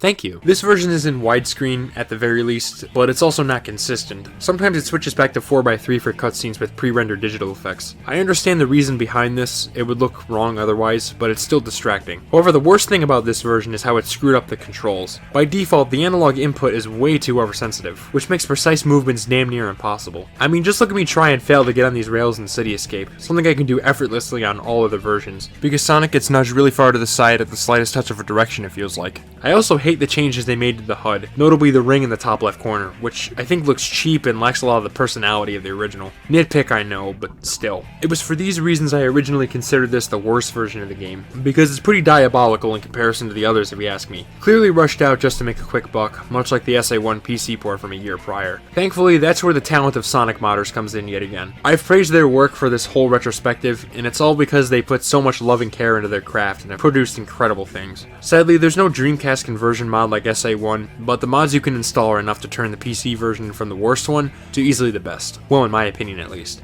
Just install the SA2 mod loader, which is described quite well in this video by Blaze Hedgehog, go and watch it, and you can start installing mods downloaded from this game's Game Banana page. There's all sorts of options, but I'll break it down into the bare essentials, or at least the ones I use. You'll want cutscene revamp, no model tinting, SA2 volume controls, high quality textures, rendering fixes, oddity patch, and Eggman lighting fix. All of these fix up the visual and audio problems the game's had for a while, as well as the issues the PC version introduced. Cutscene revamp and volume controls in particular are good to have, since cutscene revamp makes every scene widescreen and fixes a lot of things that were broken, well, most anyway, and volume controls makes it so you can actually hear the voices. Although with the way I said it, the music and sound effects were actually a little on the quiet side, which is beyond cursed. Seriously, it felt so wrong that the issue with the cutscenes actually became that the voices were too loud, and not the other way around. Still, it's preferable to the alternative. On top of those mods, I also use HDGUI, which allows you to restore the old HUD, although seeing the GameCube Y button in the driving stages, which I picked because the GameCube version's B button matches my controller better, is weird. I also, as mentioned before, use the Fast Somersault mod, which turns that move from a pacebreaker that kills all momentum into one that preserves it. And I also switched to Dreamcast character models to make the cutscene inconsistencies less jarring. Seriously though, man, I'm impressed with the work these modders have managed to pull off. It's great seeing these old games still getting the love and attention they so sorely need, especially when Sega seems uninterested in providing an official alternative. I even found out that you could fix the analog input by adjusting the dead zone configuration through Steam, which is admittedly a band-aid fix, but it works. Yep, we've got buttery smooth controls yet again. Awesome. That right there seals the deal for me. I'm still waiting on a full Dreamcast conversion mod, which will instantly render all my footage in this video, as well as the speech outdated. But until that arrives, I'm more than happy with the results we've got. If you're gonna play SA2 nowadays, I'd say this is how you should do it. Again, I'll be sure to link the video I mentioned a second ago in the description, so that you too can experience SA2 in, for my money, its best form. Anyway, why don't we get back on track? You all know what's next. It's Mad Space. Let's get this over with. So remember how I said Death Chamber was a little too big for its own good? Well, the same applies to Mad Space, except maybe even more so. Yeah, I can totally understand why people hate this level. It's kinda dumb, and the gravity gimmicks are really annoying to work with. In Crazy Gadget, I praise them for not fucking with your controls, but here, no such luck. I like the stage's setting, and the music is also one of Rouge's best level themes, but there's no getting around how the stage just doesn't really work that well with the radar's relatively shorter range. They also reverse the hints here, which... yeah, kind of a dick move. At least Omochao informs you of that, but who the hell talks to him? He's an asshole. But hey, the devs clearly acknowledge that, because they actually allow you to attack him. Have you tried slow descents using... I can clear this stage relatively quickly, even getting an A rank from time to time. But I've also played this game, like, literally 100 times. Oh, you think I'm joking when I say that, don't you?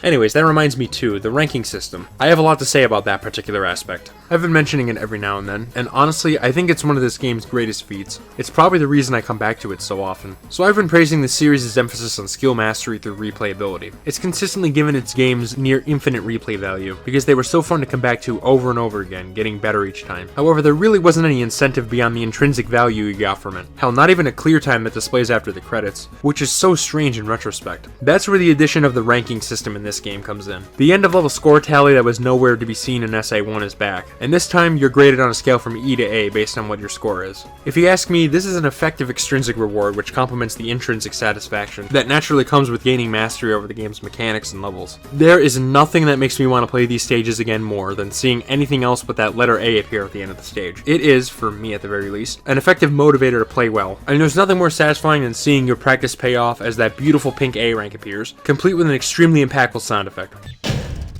Now you know why I am the best. Alright, I love that line. Easily the best bit of dialogue in history. In all seriousness though, getting an A rank is done by reaching a certain score threshold, finally justifying those useless points in the series. Well, for things beyond earning extra lives and continues anyway. This can only be done by racking up bonus points, which means getting as many of those flashy combos as you can. You also can't die, since that resets your score to 0, so you'll essentially have to perform perfect runs of each stage. All 3 gameplay styles have their own ways of doing this. The speed stages see you destroying multiple enemies without hitting the ground, doing tricks off ramps or rails, successfully lightspeed dashing down a trail of rings, or hitting all the necessary triggers on a rail quickly enough. The shooting stages, as I've been hammering at your head this whole video, ask you to pull off high targeting combos, and the hunting stages award more points the faster you find each emerald piece or key or whatever. Clear time is also a major factor, giving a higher time bonus the shorter you take. In the driving levels, it's the only factor as far as I can tell. Some people may not like this and would prefer if the ranks for all stage types were solely based on clear time, but honestly, I think the extra methods to earn points really add a lot to the game.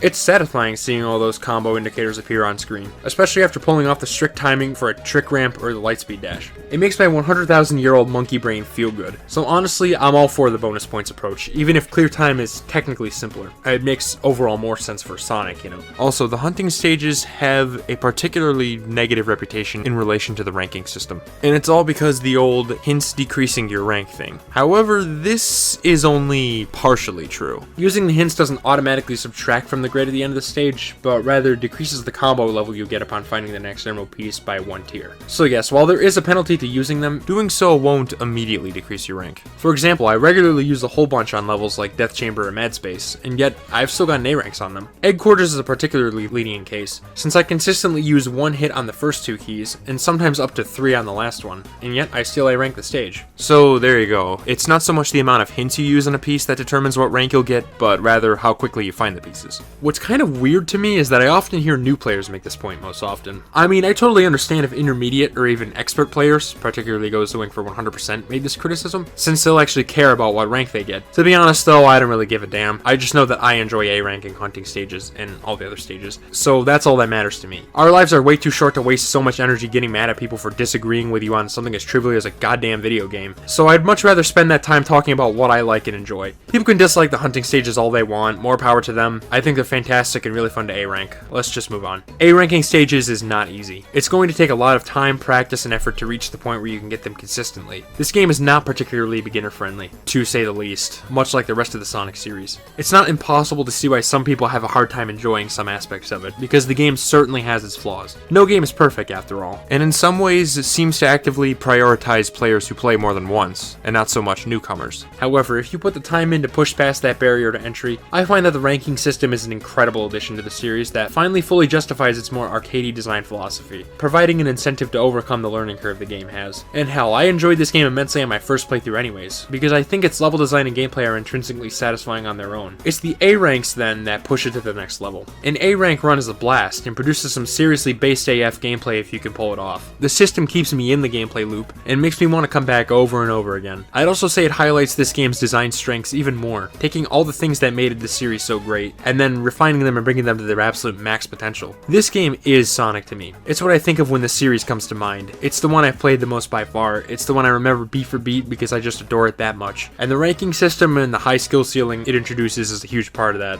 I don't know, maybe I sound like a crazy person right now to some, but I don't care. I love this game, it brings me an immense amount of pleasure to come back to, and the ranking system is the glue that holds it all together for me. And we're still not done quite yet. Eggman is seen back at his pyramid base yet again and notices that Sonic, Tails, and Amy are at the Ark. He also detects that, yes, Tails' emerald is indeed a fake, meaning he knew all along. He tricked Tails into telling him just to show off his dominance in this situation. He finally decides that enough is enough and realizes this is his final shot to cement himself in history as the world's greatest ruler. He entrusts Shadow to finish what he started should he not make it back, showing how his trust in the Hedgehog has grown over this entire journey, and engages the teleporter for one last mission. Welcome to Cosmic Wall, an absolute banger of a stage. Easily my favorite Eggman level, and mech shooting stage in general. It just makes you feel like a god while you're playing it. Eggman is now unstoppable and is determined to get up there and enact his evil plans, taking over the world once and for all. To get to the colony's research lab, he has to go through a large gauntlet of enemies and hazards from space. What makes this level so fun is its low gravity, which allows Eggman to ascend simply by hovering. There's also some really large crowds of foes, some of the largest in the game, which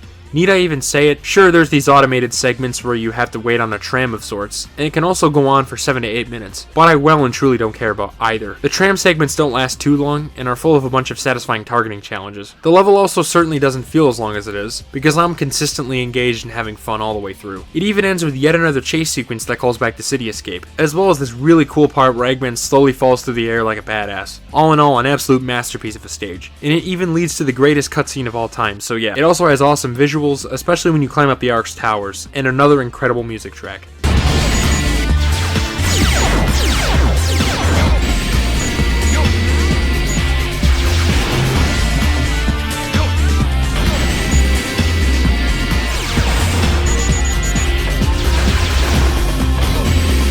Oh yeah, which also reminds me, that's another thing I was meaning to talk about, the music. I've resisted going on a huge tirade about it this entire time, frequent track showcases notwithstanding, but I can't hold it back anymore. While I've more or less already inferred what I think of this game's music, I'm just gonna drop the atomic bomb. This is not only my favorite Sonic soundtrack, it's also one of my favorite video game soundtracks, period. I just find its music so catchy, sophisticated, badass, and so many other descriptive words for something awesome. Jun Sonoy once again returns to the composer's chair, and he knocked it out of the park. This music is right up my alley, with high energy rocking electric guitars, strong percussion, and creative use of other instruments like synths or brass. I'm not even gonna try to list favorites because there's just too many to name here. I remember basically every track, and it just gets the adrenaline flowing. One thing I especially love about it is how personalized it is too. Since every stage was built from the ground up for the character you play as in them, the themes are allowed to match a style of music that fits their personality traits. Really, it feels like music the characters would actually listen to on their own time. Sonic gets electric guitars and heavy drums, which are just my kind of music, like I said a minute ago.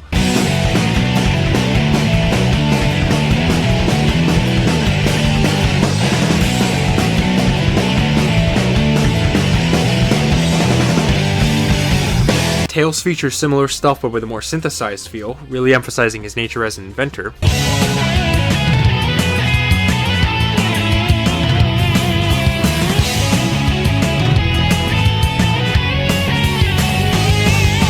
And Knuckles has the raps, as I've said before. I ain't gon' let it get to me, I'm just gon' creep.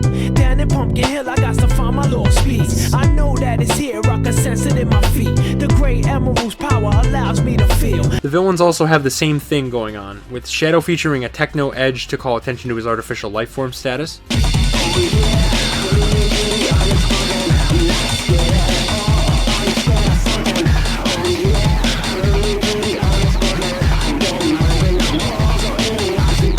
Eggman has badass industrial pieces with a boisterous tone, very fitting for someone who wants to rule the world.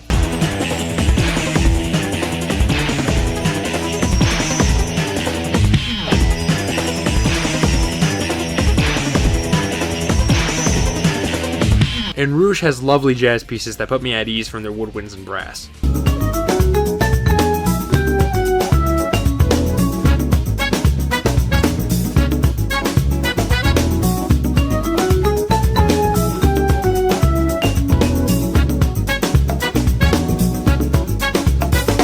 I'd also like to call attention to the Power Sneakers, which have been remixed from SA1. The theme was good there, but here in SA2... Here we go!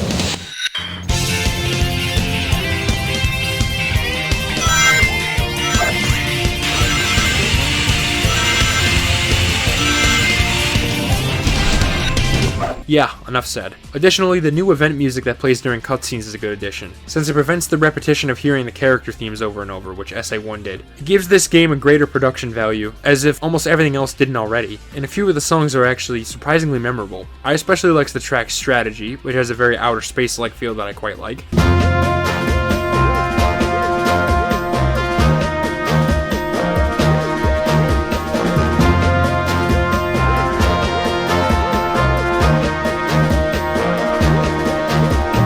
And the bass, which is groovy and one of my go-to minding my own business songs, if that makes any sense.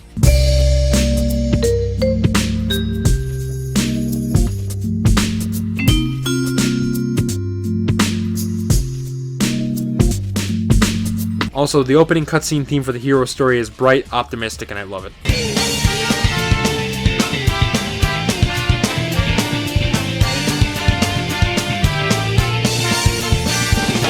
Another thing this game does extremely well is its character themes, much like SA1. The same vocalists, along with some new ones, come together to create a collection of absolute bangers. The returning characters' themes have the same lyrics as before, and Amy's is the exact same, but Sonic, Tails, and Knuckles have their tracks totally remixed. I really enjoy what they've done with It Doesn't Matter, Sonic's theme in particular. And hot take, I'd actually say I prefer it over the SA1 version.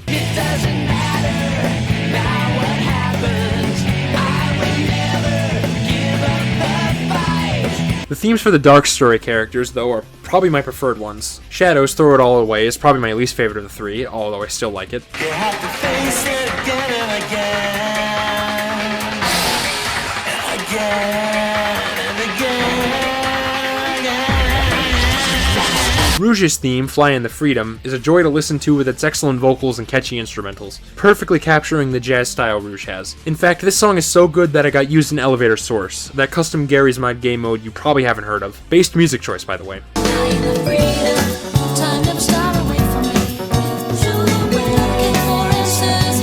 And of course, I cannot go a video on this game without mentioning Eggman's theme, EGGMAN. The Doctor sings about his absolute dominance, basically telling you, in a boisterous fashion, all the reasons he's so great and deserves to rule the world. I fucking love it. I'm plotting my schemes wherever I go. They're perfect in every way.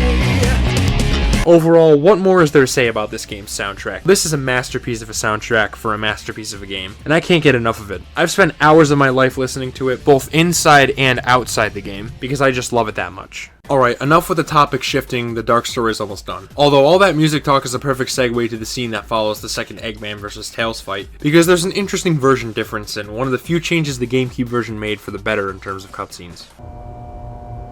I guess he was just a regular hedgehog after all.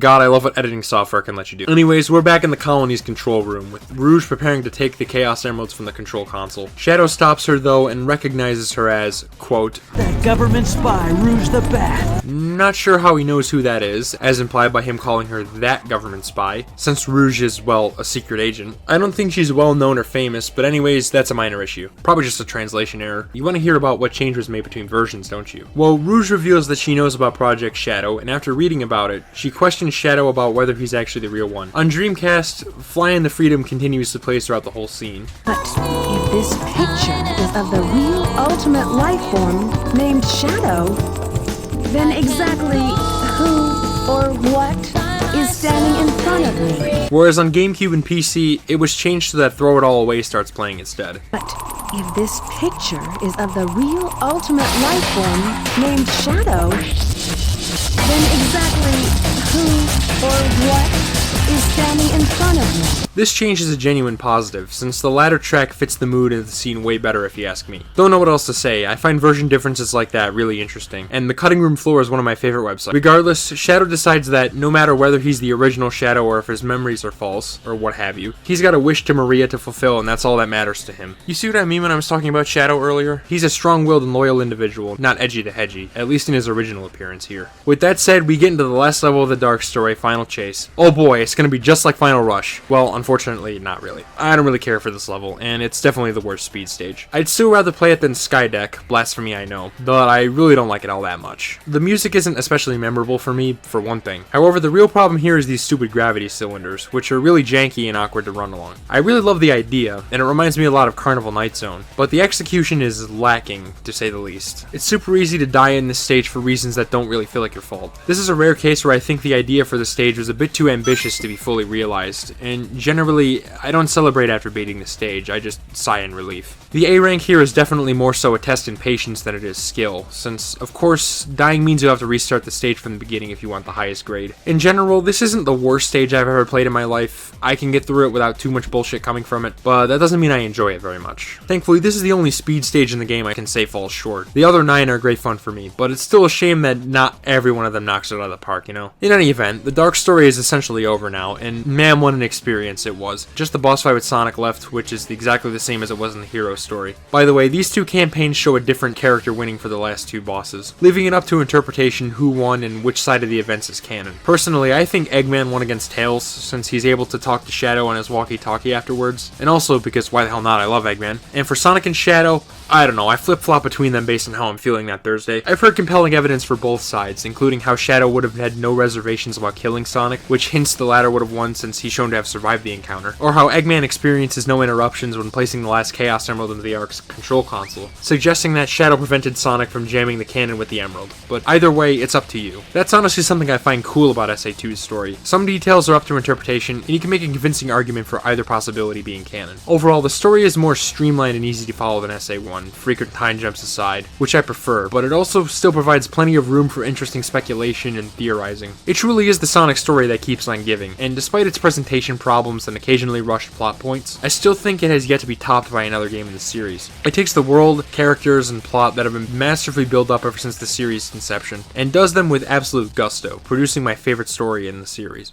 But still, when you beat the two campaigns, SA2 just cannot stop. It has so much more to it than just that. Let's talk about the optional content, why don't we? I love the Sonic Adventure game's commitment to bonus content. It may not always be stuff I get occupied with, because, I never really do that in video games, but I can't deny it's admirable that they made an effort to include it all. Upon beating the campaign, you're given access to the stage select, where you can pick any stage you've beaten and play it in isolation. This is extremely useful for exploring the game's various levels and finding its optional upgrades. It really comes in handy if you're trying to A-rank every mission, which, speaking of, the optional missions. There's 5 missions for every stage, and they all have their own objective. Usually it goes as follows: collect 100 rings, find the lost Chow, beat the stage in under X amount of time, and finally beat hard mode. The 100 ring missions are self-explanatory, while the lost Chow missions provide a bit of exploration and often use the Mystic Melody, which can be used to spawn platforms or items by playing it next to these small shrines. The time limits on the 4th missions are also rather strict for the A rank, requiring you to play near perfectly and to beat them in time, and hard mode is rather ridiculous. Stages are outfitted with new hazard placements, and it's so cursed to play the same stages I know, but with something very off. For the hunting stages, the emerald pieces are all in set locations, but said locations are devious and often require doing things like using Knuckles as sunglasses to reveal a hidden spring to bounce into the wind tunnel in Wild Canyon. That's some Zelda 1 1986 stuff, Lamau. Also, in the cart stages, there's the infamous Don't Hit the Walls missions, which...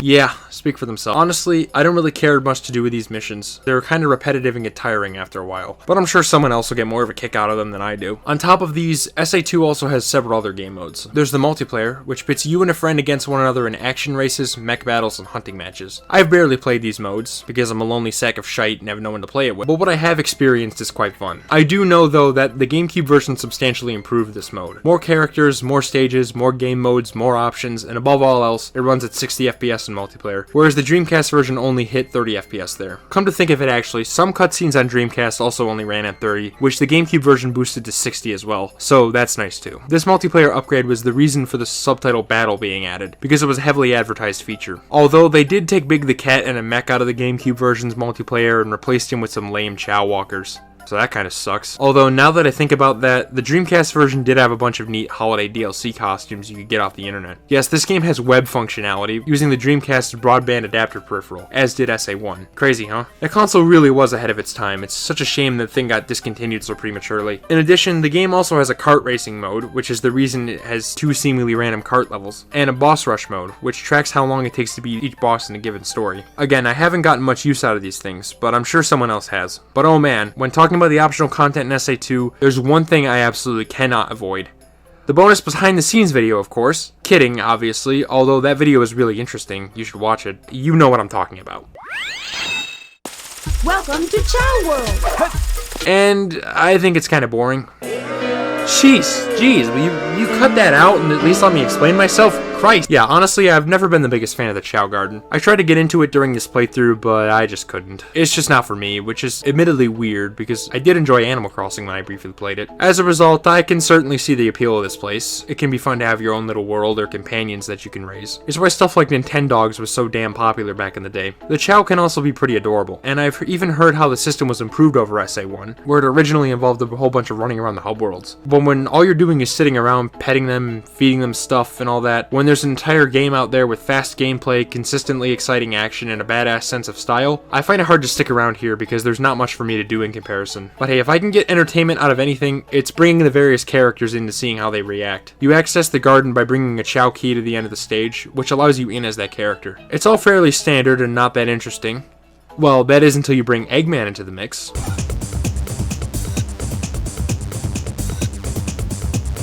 I mean, just look at him.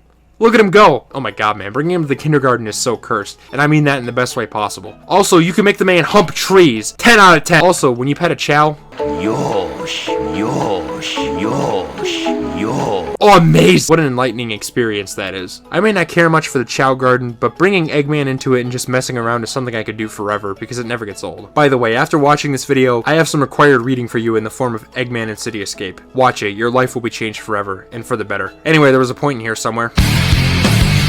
This game's commitment to extra content like this is so damn admirable if you ask me. Even if it's not stuff I'll be coming back to much, I appreciate just how much there is in this package deal. It speaks to me that they really wanted to give you a bunch of awesome stuff to spend hours and hours of your childhood just delving into. I'm sure if I had this game growing up, I would have gotten so much out of this stuff. And guess what? If you manage to get all 155 A ranks, clear the kart racing modes and boss rushes, and put enough time into the Chao Garden, you'll unlock a fully 3D version of Green Hill Zone. And no, not some cheap imitation, it's the real deal. Down to most of the level design too. Now, I've never done it and actually had to download a 100% save file to show you, but still, what a cool extra. Sonic has come such a long way since his debut back in '91, 10 years prior, and Sonic Team really wanted to show that. And really, you know what makes this stuff all the more impressive? Well, when the game was revealed at E3 2000, only Sonic, Knuckles, and Eggman were shown to be playable in their separate stories, similar to SA1. You can see this in the trailer, since Sonic can be seen running through Skyrail, which as we know is a Shadow stage in the final game. Fans were apparently upset that Tails, as well as the new character Shadow and Rouge, weren't playable, and so the game was massively restructured to include them, thus giving birth to the Hero and Dark stories we know today. Even though it was likely rushed, however, I don't think it comes at the cost of feeling like an epic large adventure. Sonic Team gave it their all for this one, and despite the somewhat troubled production, possibly only made worse by the Dreamcast discontinuation and development on a port to the Gamecube they also had to deal with, they still managed to pack so much content onto that disc, without coming at the cost of the refinements and improvements that were made. Just like Ratchet & Clank Up Your Arsenal, a game that suffered similar struggles in development, they came out on top in the end, and still managed to make the game the next big landmark step for this series. They shot for the moon for this one, quite literally, and absolutely nailed it. I think this game's a masterpiece, and I'm sure the last several hours of me rambling incessantly, non-stop, possibly making absolutely zero sense at all because I've stayed up until 3 AM writing this multiple nights in a row and I need to sleep. Help, oh god,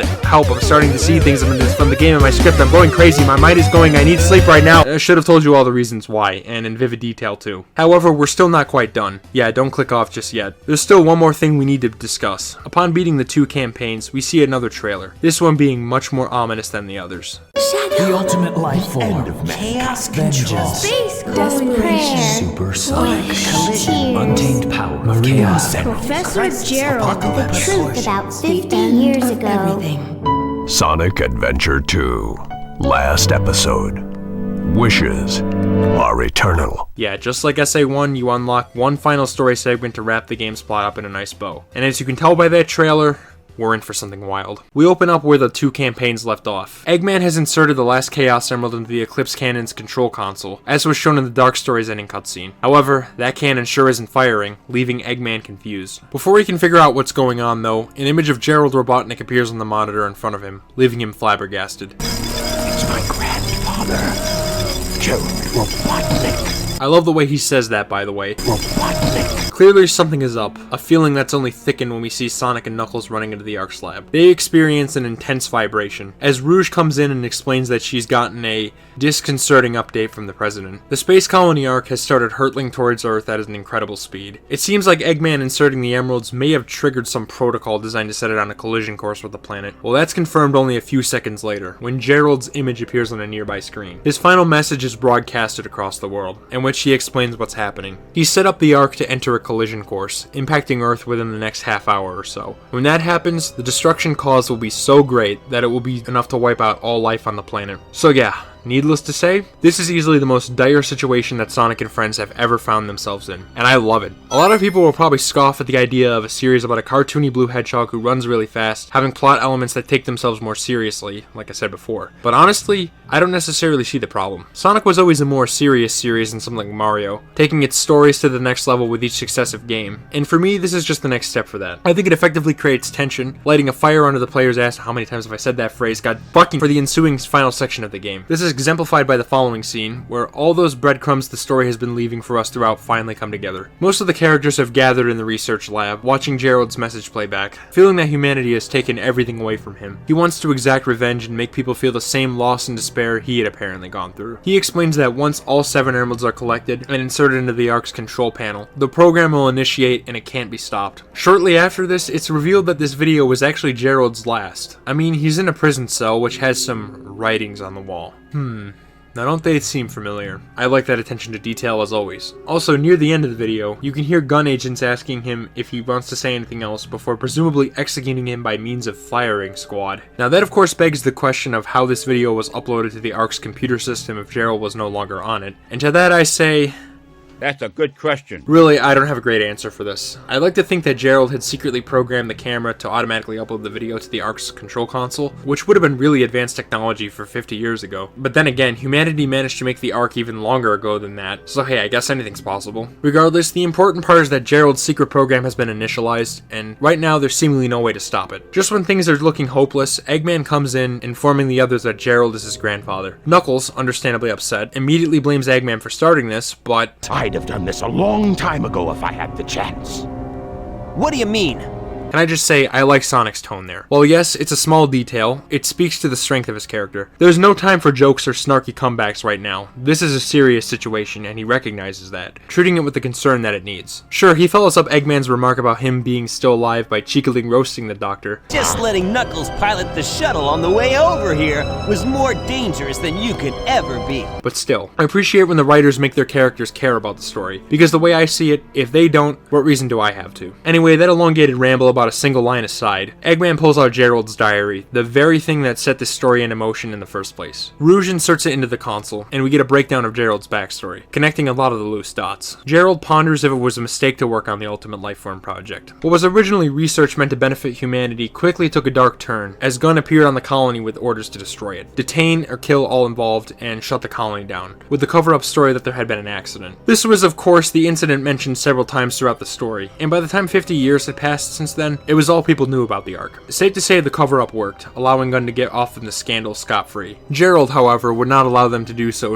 easily, and it's all because what happened shortly after the incident. Gerald had found his daughter Maria's name among those who died in the incident, news which hit the man like a 16-wheeler. Maria was everything to him, and the mere thought that she died because of something he did himself was enough to drive him insane. His mind was overflowing with an overwhelming desire to avenge Maria and strike back against humanity, who he felt had taken his entire life away. His work, his colleagues, and now his beloved Maria. Admittedly, it's this part where the details become a bit fuzzy. Gerald would then take Shadow and implant altered memories into his mind, which made him think Maria's final wishes were to get revenge against humanity, right before Gunn sealed him away on Prison Island. In addition, he created the program to crash the Ark into the Earth soon before he was imprisoned, recorded his final message to humanity, and got executed by a firing squad. Gerald was allowed to continue his research while imprisoned, evidenced by the writing on the wall, which I imagine Gunn used to extract as much useful technology out of him because, well, they're assholes like that. It was during this time that Gerald secretly started planning the Ark's special program, and implanted memories into Shadow that would make him want to exact revenge on humanity. However, at some point, Gunn discovered what was going on, and Gerald, correctly predicting it would happen eventually, set it up so the video of his execution would be automatically uploaded to the Ark to play when the Chaos Emeralds had been inserted. Gunn then seals Shadow away in the depths of their base, shuts down the Ark for good, and continues the cover-up story of there having been an accident. This scene is beyond unsettling, by the way. The music combined with the characters' disturbed facial expressions and Gerald's creepy, raspy voice create an effective atmosphere that gives me goosebumps.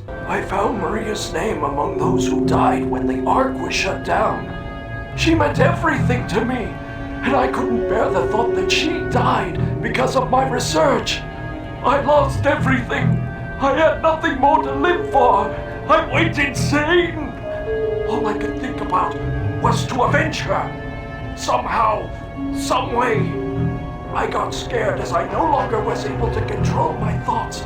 Anywho, with the deed done, Gunn could rest easy knowing that they'd swept the whole debacle under the rug, and could continue on with being a ruthless military organization knowing that Gerald's plan could never be enacted. Well, that is until his grandson finds his diary several decades later and inadvertently triggers the program.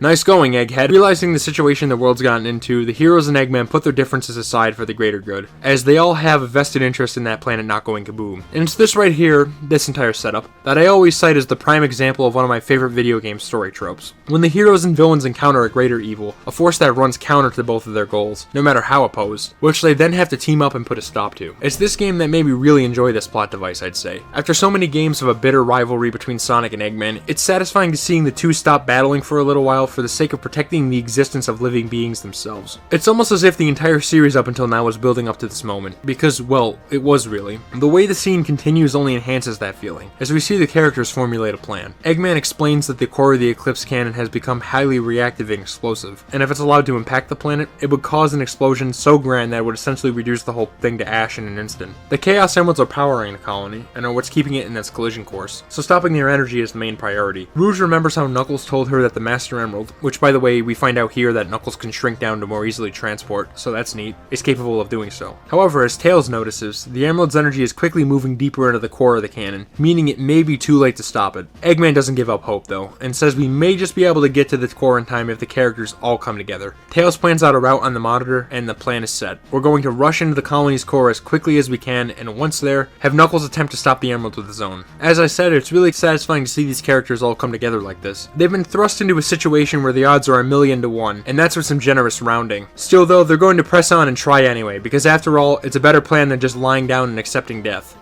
Marginally. I love it, and for me it serves as a near-perfect way to round off this game's story. Easily the most exciting, action-packed, and grand plot the series has seen up to this point. Sonic eagerly prepares to set out as Eggman has a diarrhea in his pants. Let's get to work! Thus beginning the game's final stage, Canon Score. This level is a lengthy affair, easily the longest level in the game, or at least it's nearly tied with Cosmic Wall for that title. It's a gauntlet of several sections one after another, where you play as 5 of the 6 playable characters. It starts out with Tails, then moves on to Eggman, then Rouge, then Knuckles, and finally Sonic. Essentially, the mech characters go first, followed by the treasure hunting duo, and at the end, a speed character. Overall, I think this level is really cool and has a lot of climactic appeal, although it's certainly not without things I think could have been done a little better. For one, I really like the way it looks. It's similar in appearance to the other Arc interior levels, but also features notable differences which indicate that we're really getting into deeply classified portions of the colony. I get a similar feeling from this level that I do from Mega Man X5's final stages, fittingly enough, because that game also featured a crashing space colony. There's all these neon lights that give it a decidedly sinister feel, like they're warning you to go back or else face the ugly truth about what lies ahead. This feeling only increases the deeper you get, with architecture that appears more and more abandoned and derelict, even resembling ancient ruins in many ways. I also just feel an immense 6th gen charm from it. I don't know what it is, but I get a lot of the same feels from many Ratchet and Clank levels. It's a distinct appearance that makes the game feel very big and technologically advanced, but at the same time still very personal. I just doubt I'm making any sense right now, again, but it's hard to describe it in any other way. Anywho, the music further sells that tense feeling of progress I mentioned a second ago. The mech sections feature a more upbeat track that sets a mood of confidently rushing in.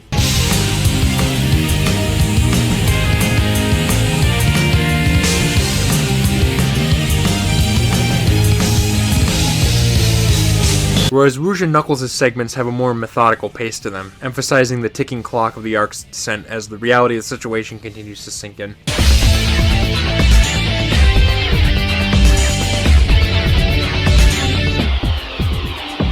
It all culminates with Sonic's track, which ups the tempo while including instrumentation that makes it feel like a frantic yet triumphant rush into the deepest sector of the colony.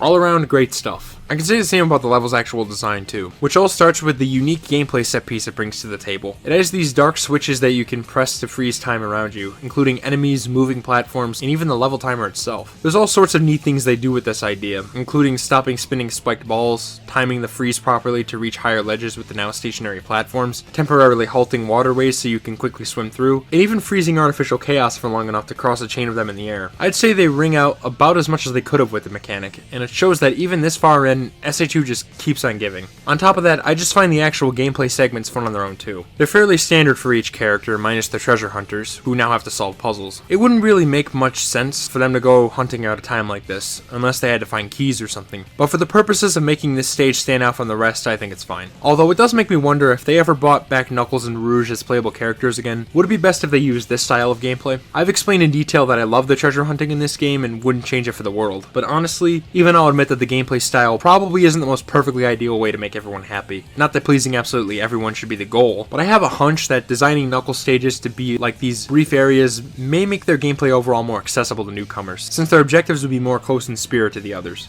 I don't know, just a thought. In any case, the mech sections have some of the most satisfying combos in the whole game, especially when you freeze time and the game lets you pummel the enemies to earn perfect combos. It's satisfaction of the highest order. Rouge and Knuckles' aforementioned puzzles are all time stop based, with Rouge's seeing you climb some pillars to open a door, flip a switch to reveal a button, and then flood the room by pressing said button, while Knuckles is an extended swimming section with water tunnels you have to briefly freeze and swim through before the time resumes as normal. Remember how I mentioned the air necklace upgrade in Aquatic Mine? Yeah. You're welcome. Finally, Sonic's section has some tight homing attack platforming, as well as the Golden Beetle, accessible near this ledge. Although this one enemy placed behind this door near the start of Tails' stage can go get fucked. I have actually gotten killed more than once in a row by this guy before, which I find really annoying when it happens. Besides that one instance though, I don't feel the stage suffers from poor enemy placement or design in general. Well, at least in my current level of experience, I don't. On my first playthrough, I found it kind of frustrating, because, like I said, it goes on for quite a while. That means if you get a game over, which was easy to do because I didn't know about the air necklace back then, you'll have to play through the whole 8-minute affair from the beginning. That happened a few times on my first playthrough and it got a bit on my nerves by the end, but I was and still am fully willing to accept the challenge. After all, this is the final stage in the game, so you'd expect it to be more difficult overall. And I don't find that difficulty comes from unfair places. Minus that one dickhead enemy in Tails' part. Screw that guy, I hate him. I'll be filing the legal paperwork next week. But hey, the A rank for this stage is one of the most satisfying to get in the whole game. It's much like Final Rush in that sense, where the stage is really challenging and gaining mastery over it requires more practice than others. But once you do get it, you're on top of the world. I still remember my first time seeing that pink A rank appear at the stage's end. It was a satisfying moment because I had gone from blowing balls at the stage on my initial playthrough to blasting through it effortlessly on my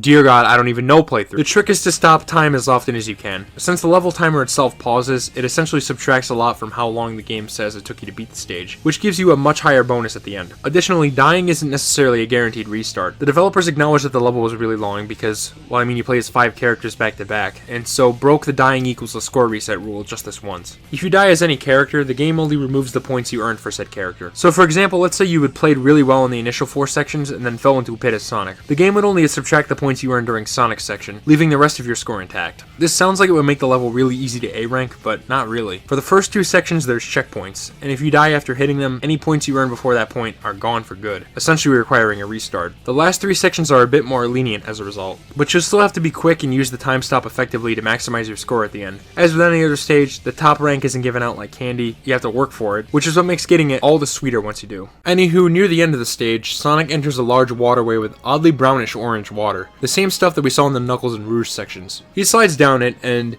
now where have I seen something like this before? When you get to the end of the slide, reaching the deepest part of the Eclipse Cannon, you'll observe something else that again seems pretty familiar, huh? I'll touch on that in a minute though. As Sonic reaches the core, we shift perspectives back to the Ark's research lab, specifically following Amy. She sees Shadow looking out the window, who was awfully quiet throughout this whole thing so far. Realizing what she has to do, as I make Big the Cat run around panicking, Amy takes it upon herself to go up to Shadow and convince him to help out in stopping the colony. However, as he says, "It's all going according to plan.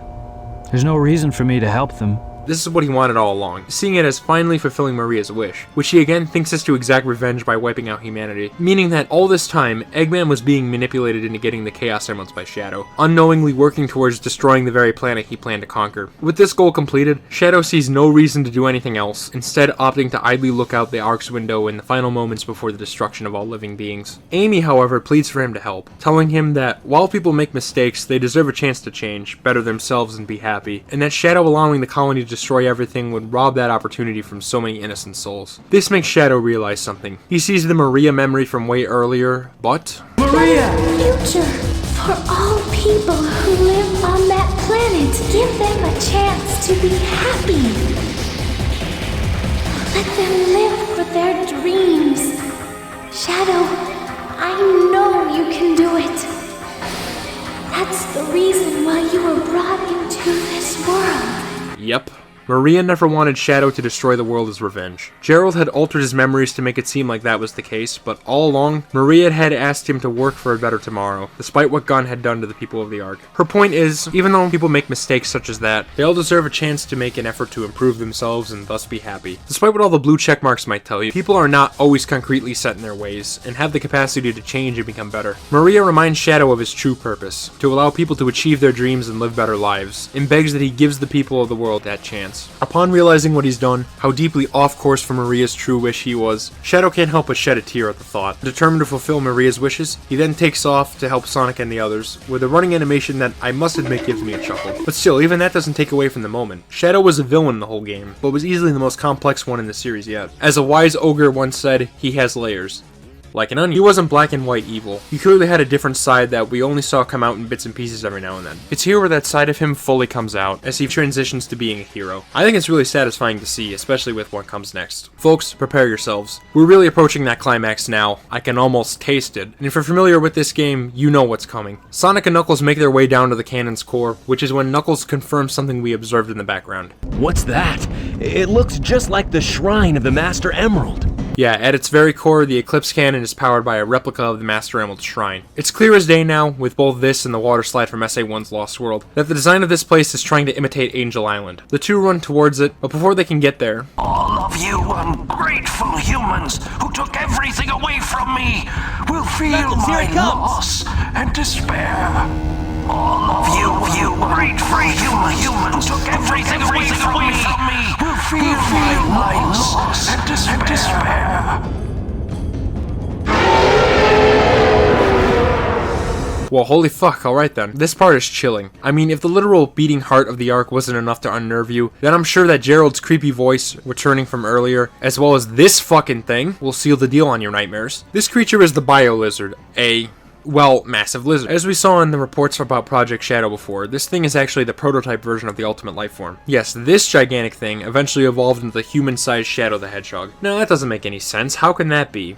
Is what I would say, but believe it or not, there is a reason for the drastic change. Buckle your fuckle, cause it's lore time again. When the Ultimate Lifeform project had started, Gerald and colleagues designed the creature to be a gigantic, indestructible being. However, such a thing was a hassle to deal with, since it would always lash out at the researchers and required a massive life support system to live, that being the strange orange water we've been seeing. A whole new room of the Ark had to be constructed to contain the monster, which was additionally used as the energy source for the Eclipse Cannon. Inspired by his visits to Angel Island, Gerald included a replica of the Master Emerald Shrine as a way to channel the power of the Chaos Emeralds for both purposes. While working on the project though, something went awry, and the Bio Lizard, as it would go on to be called, was sealed away for good in the core. In need of inspiration, Gerald returned to the Angel Island Mystic Ruins area yet again, and this time presumably came across the Supersonic mural in Hidden Palace Zone. Observing the hedgehog-like figure on it, as well as the incredible power it's depicted as having, Gerald changed the project's direction. The Ultimate Lifeform would now be a powerful hedgehog, given the name Shadow, after the project from which he was born. Then the whole Ark incident would go on to happen, and while creating his Doomsday Protocol, Gerald would make use of the Bio Lizard, giving the role of guarding the energy source and ensuring that nobody could stop the program once it was initiated. It's here where we get to see that part of the plan in action, as the Bio Lizard blocks Sonic and Knuckles' path to the shrine. Once again, any hope of stopping this incident seems to have dried up. Just in the nick of time though, Shadow rushes in, determined to do whatever he can to help. He tells the two that he'll handle the creature, allowing them to rush forward to the shrine in the meanwhile. Again, I love to see it. Shadow is on the path of redemption, showing that under all the Ultimate Lifeform ambivalence, is a sensitive individual determined to fulfill Maria's wishes as well as his true purpose. Unfortunately though, I don't really care for the fight with the Bio Lizard here, at least in terms of gameplay. I never really have. I love the visuals of the room you fight him in, as well as his character design, and the ideas on display here for attack patterns and the like are actually pretty neat if you ask me. The problem then is in how long the boss goes on for. I appreciate that this fight is one of the first in the series that asks you to do more than just mindlessly attack the boss to win, since the Bio Lizard's life support system makes it invincible to direct attacks. But in exchange you get fairly slow attack cycles that force you to wait until the monster's weak point becomes accessible, at which point you can grind up its life support tubes to damage it. There's also the issue of the fight being janky, especially this second phase with the pink eggs you have to homing attack. These things are really small targets and they love failing to register, leaving you to home into the beast's body itself and take damage. Something you really don't want to happen, because there's limited rings and dying at any point means restarting the whole 4 to 5 minute ordeal. Also, the Dreamcast version of the fight has an exclusive way to die unfairly. You know how when you hit the Bio Lizard's weak point, Shadow gets locked into an animation where he automatically returns to the ground without you being able able to control him. While on the Dreamcast version, it's possible for the game to put you in one of the waterways, which by the way I find to be a nuisance already, and since you can't control Shadow, you'll die without being able to prevent it. It's rare, only happening to me once across my, again, incomprehensibly large number of playthroughs, but the fact that it can happen whatsoever is the big issue here. Thankfully, the GameCube version fixed this bug, yet another reason, however small and specific, that I prefer it. Also, I swear it's possible to die in the post-boss cutscene, something that all this game's other bosses prevented. During one of my playthroughs on the Dreamcast version, coincidentally, I beat the boss, and then during his death cutscene, Shadow lost his rings. Obviously, you can't control Shadow during it, so basically, I took unavoidable damage, which makes me think it might be possible to die there given the right conditions. That is something that should never be allowed to happen. Now, I've only ever seen it once, and like I said, I've played this game a lot, but again, the fact that it can happen at all is a huge problem with this boss. Thank God it didn't happen on my first playthrough, because I remember this boss being one of the very, very few things that pissed me off on it. Even as a newcomer who was absolutely horrible at the game, I enjoyed it quite a lot, but this boss was something different. Simply put, I think this boss is really drawn out and tedious, and on top of that has really janky aspects that make it a nightmare for newcomers, and a bore with some mild annoyances thrown in there for those more experienced. No matter how I slice it, this is that one part of the game, maybe except for the second Eggman vs. Tails fight and final chase, that makes me relieved that I make it through unscathed rather than celebrating after doing something awesome. But hey, the boss's theme supporting me is an absolute fucking banger.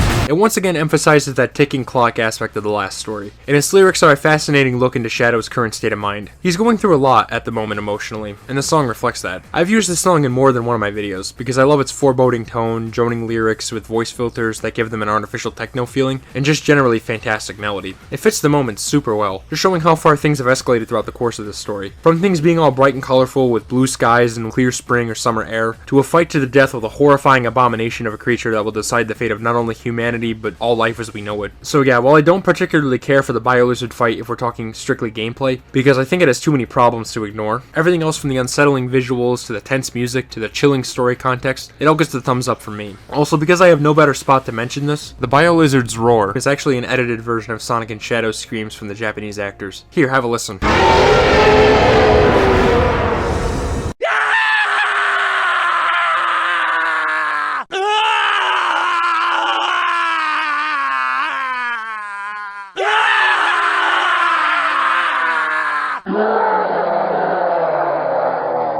Creepy to say the least. Anyway, once the lizard is down, we see Sonic and Knuckles run up the stairs on the shrine replica. At the top, they don't exchange any words, and instead just get right to what they need to do. Knuckles pulls out the Master Emerald, and begins reciting the same prayer Tikal did in SA1. As the emerald begins to spin and shine brightly, you can feel the panic and rush of the moment. Well, it works. The Chaos Emerald's energy is halted, and the colony begins to slow to a stop. We've done it! We've saved...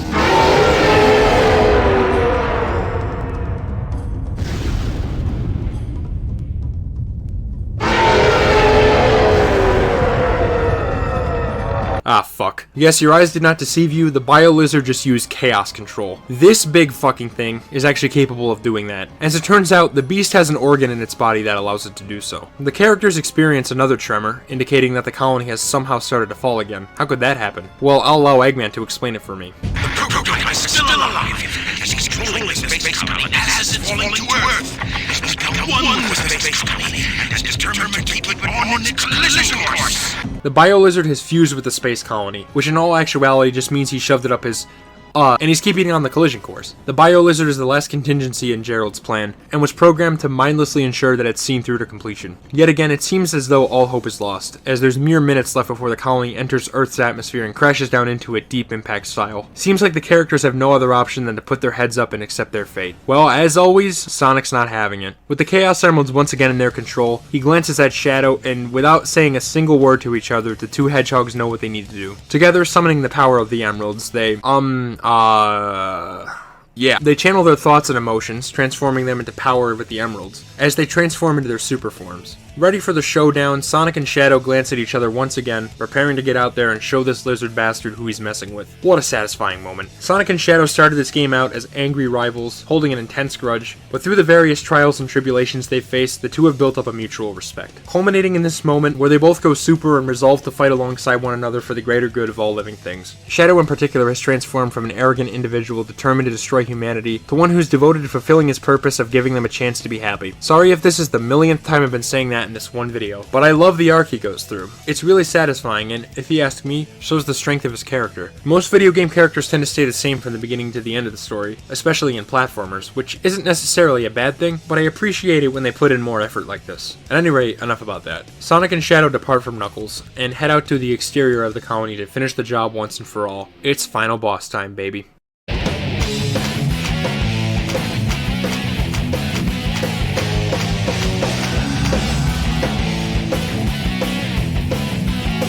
Can you hear me, son? Shadow? It's very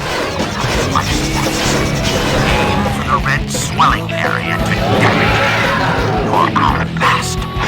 This fight against the Arc Bio-Lizard hybrid, known as the Final Hazard, a little on the nose, but whatever, takes place at the tip of the Eclipse Cannon as you fly around with Super Sonic and Shadow. Almost like it's Doomsday Zone in 3D or something, albeit not quite. It's a frantic all-out showdown as the monster fires eggs and lasers at the two hedgehogs. You have to fly towards it, dodging its attacks, and ram into these pink bulges that appear on the Bio-Lizard's body. These ulcers show up due to the monster being disconnected from its life support, and are its only vulnerable points. Much like any other Super Sonic final boss, you also have a limited number of rings, and on top of that, there's a 5-minute time limit representing the time before the arc enters the atmosphere. If you're about to run out of rings, you'll have to fly above or below the boss to switch characters. Since there's no loose rings anywhere near the Bio-Lizard, the other character briefly leaves to collect some more elsewhere, and when you switch to them, they'll have a greater amount. I love this fight. If you ask me, it's the perfect climax to the incredible build-up of tension we've experienced throughout this grand adventure. Sure, it can be mildly annoying how the slightest brush from an attack knocks you really far back, but that doesn't take away from how genuinely awesome I find this moment. The fight is challenging and constantly keeps you on your toes throughout its entirety. The monster's attacks are tricky to avoid, making you feel like an action hero as you dodge and weave through them. Its aesthetics are absolutely insane, with the incomprehensibly gargantuan colony in the background, as well as the gradually reddening screen and circle of fire that begins to form around the Bio-Lizard's head, indicating that the colony is continually and rapidly getting closer to impact. I also love the detail of the other characters' dialogue, as they encourage you to keep fighting. Sonic, we're in danger. The colony will enter the atmosphere in about 4 minutes. Can you both hear me? The Ark is close to the Earth! Please, hurry up! Sonic and Shadow also talk to each other during the fight. Interestingly, Ryan Drummond actually ended up having to do some lines for Shadow, since David Humphrey was out sick during the day they were recorded. How are you doing, Sonic? The red swelling may be a weak spot. Oddly enough, he almost sounds like Kirk Thornton's Shadow, come to think of it. Isn't that weird? Anywho, that tidbit aside, you can hear Shadow audibly struggle to maintain his super form as the two talk, and Sonic even starts to encourage him to go back to the colony. I don't have enough energy to change into my super form. Shadow! Your power's getting weaker! Hey, are you okay? Maria, watch me. I will fulfill your wish. Shadow, at this rate, your super form won't last. Get back to the colony! He's under an unbelievable amount of stress with all that's been happening, but with that in mind, he remains devoted to doing what Maria wished of him, and keeps on fighting despite the immense difficulties he's facing. At one point, he says something that demonstrates just how far he's come since that initial meeting with Sonic. Sonic, I think I've discovered what the ultimate life form is. It might be you. I don't mean to keep hammering this point into your head, but I absolutely love how far Shadow's character has progressed. From being released from his cryo chamber on Prison Island until now, he's continually opened up and become more compassionate and empathetic towards others, going from calling Sonic his fate to outright saying he just might be the ultimate life form after all. And of course, how could I talk about this boss fight without mentioning the music? It's none other than the game's main theme, Live and Learn. You've heard snippets and remixes of it all throughout the game. It's been hinted at in places like the City Escape lyrics, and now here it is, loudly and proudly blasting in its full glory, serving as the background to this absolute spectacle of a moment. Sonic, we're in danger. The colony will enter the atmosphere in about 4 minutes. Yeah, tic-tac, you creep.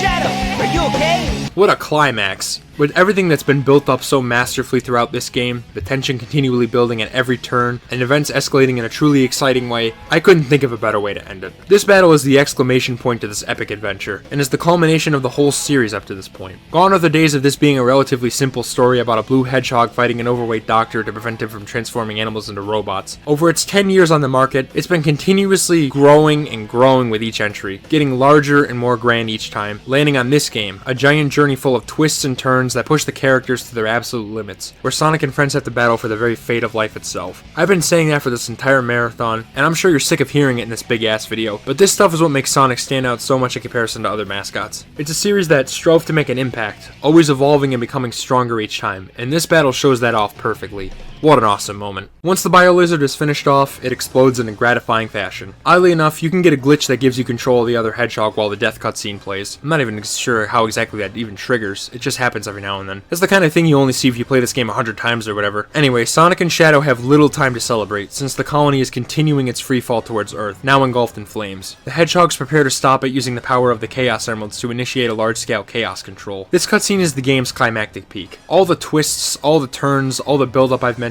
and even the epic final showdown with the prototype, it was all leading up to this very scene. A moment where the world stands still as Sonic and Shadow brace themselves to attempt to get the situation under control once and for all. The scene is tense with the visuals, the apocalyptic orchestral music, and the determination in the characters' dialogue. It sells the fact that these are the final critical moments of this situation, where the difference between humanity's second chance and the total annihilation of all life as we know it hinges on whether Sonic and Shadow can successfully pull this plan off. Will they do it? Will they be able to give humanity another chance?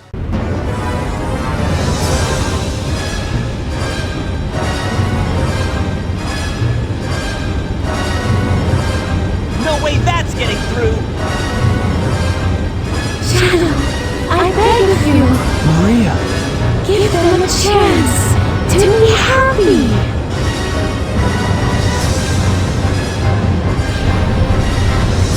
Now, Shadow! Chaos Control! Yes, they've done it. They pulled it off. They successfully used Chaos Control and returned the colony back to its stable orbit, saving everyone. However, it comes at a sacrifice. Shadow, having overexerted himself, falls down to Earth. He's helped save humanity, finally fulfilling his promise to Maria, valiantly sacrificing himself for the greater good. As this happens, everyone down there celebrates, but it's a bittersweet feeling. Mankind can live another day, but in order for that to happen, Shadow had to give up his life. Sonic, making his way back to the now stabilized colony, meets with the other characters. Rouge asks where Shadow is, but all Sonic can do is shake his head. All that remains of the hedgehog is one of his bracelet rings, which Sonic managed to grab before Shadow's ring energy ran out. The scene that follows is a genuine calm moment, where the characters reflect on all they've been through and learned throughout this epic, long journey. I can't begin to tell you how much I love this cutscene. The characters' dialogue, their calm tone, the music. Do you really think that the professor created him, Shadow, to carry out the revenge on all those who live here on Earth? He was what he was. A brave and heroic hedgehog who gave his life to save this planet. Shadow the Hedgehog. I guess you're right.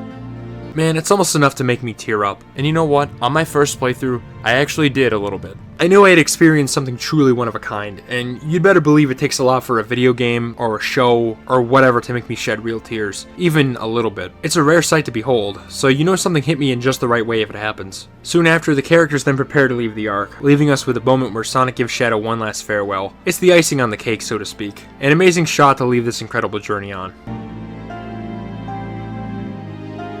Sayonara, Shadow the Hedgehog. I won't lie, this is my favorite ending in gaming history. It's simple, yet so effective. We're then left with a shot of the Ark slowly drifting out of view behind the planet as Live and Learn blasts in the background yet again. I'll tell you what, I'm always down for some Live and Learn, an absolute masterpiece of a song. It's iconic for good reason. And with that, Sonic Adventure 2 comes to a close. My god, what a beefer. I'd say it's about time we wind down and finish this up.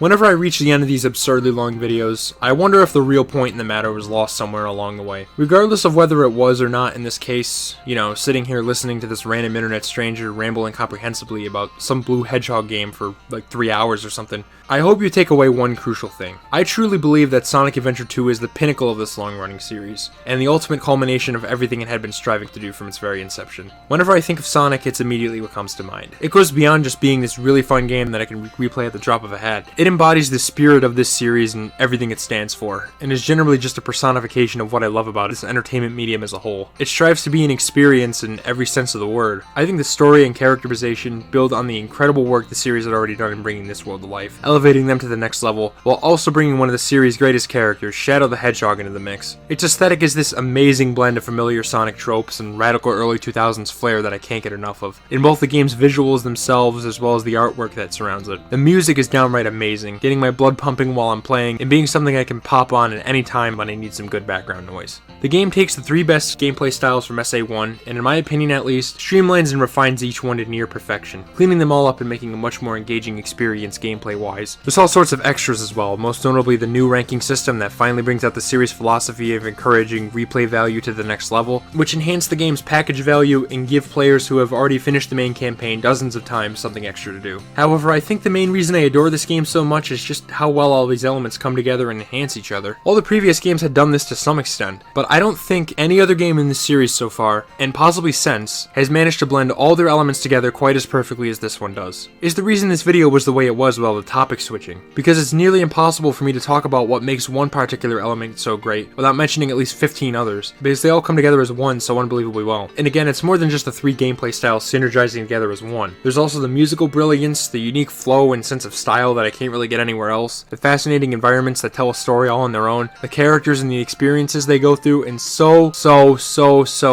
much more. This may very well be one of my most played games of all time, and I only first played it 4 years ago. That's the power of SA2. For this video, I actually played the game 4 or 5 times, never once getting sick of it through it all, and was kind of sad when it was all over, because I fucking love this game more than life itself. I have a poster of it proudly displayed on my wall, my old intro music used the stage clear jingle, I used the font from this game's menus and stylish level title cards for text in my videos, and for Christ's sake, my entire channel is practically themed around the game. I mean, just from one cursory glance, you would think I'm at least a little bit of a fan of this one, wouldn't you? Not to mention all the times I bring this game up in my videos, even with a simple gag referencing City Escape or something. I do all this stuff because I just love this game that much. And that's a huge reason why I ultimately decided to do this retrospective and talk about this game once again, even though I already did so a few years ago. I had wanted to for a while, but always thought it was far too soon until I started taking notes on the game back in March. Yeah, that long ago, but trust me, I've been considering doing this for even longer because, well, let's just say the old video is not something I want to look back on ever again. Like with SA1, the footage looks utterly abysmal because I recorded the console versions with composite, which was most of the footage I used, and the voiceover generally sounds awkward. Fun fact, I actually recorded both the SA1 and SA2 scripts in bulk one night,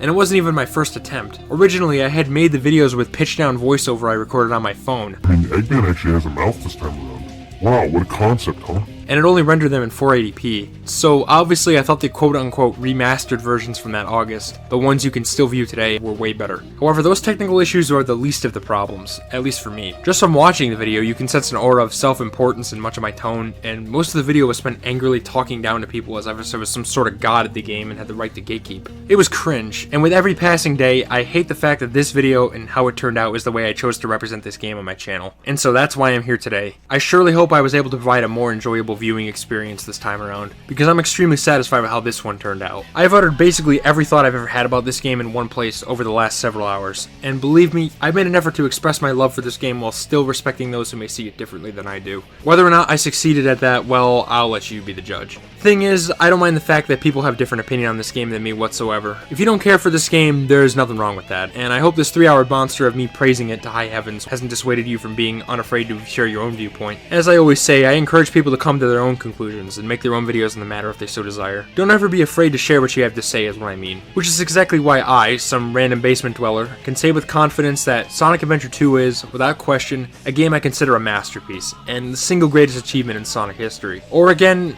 at least it is for me. Through thick and thin, good days and bad, and whatever else, this is one of those games I can come back to any day and get reminded of not only why I love it, not only why I love Sonic, but why I play video games as a whole in the first place. Sonic Adventure 2 is one of my favorite games of all time, and I'm glad I was born in the right time to be able to experience it for myself. That's all I have for today.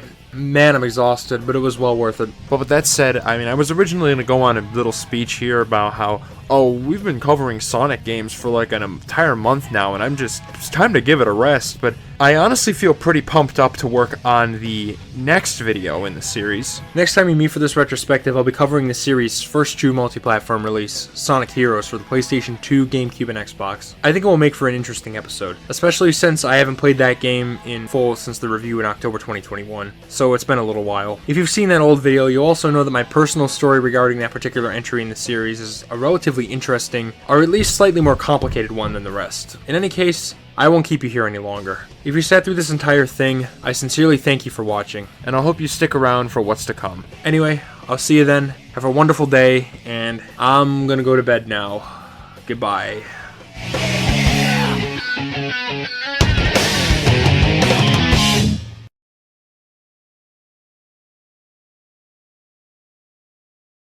Whoa, Tails, is that a fucking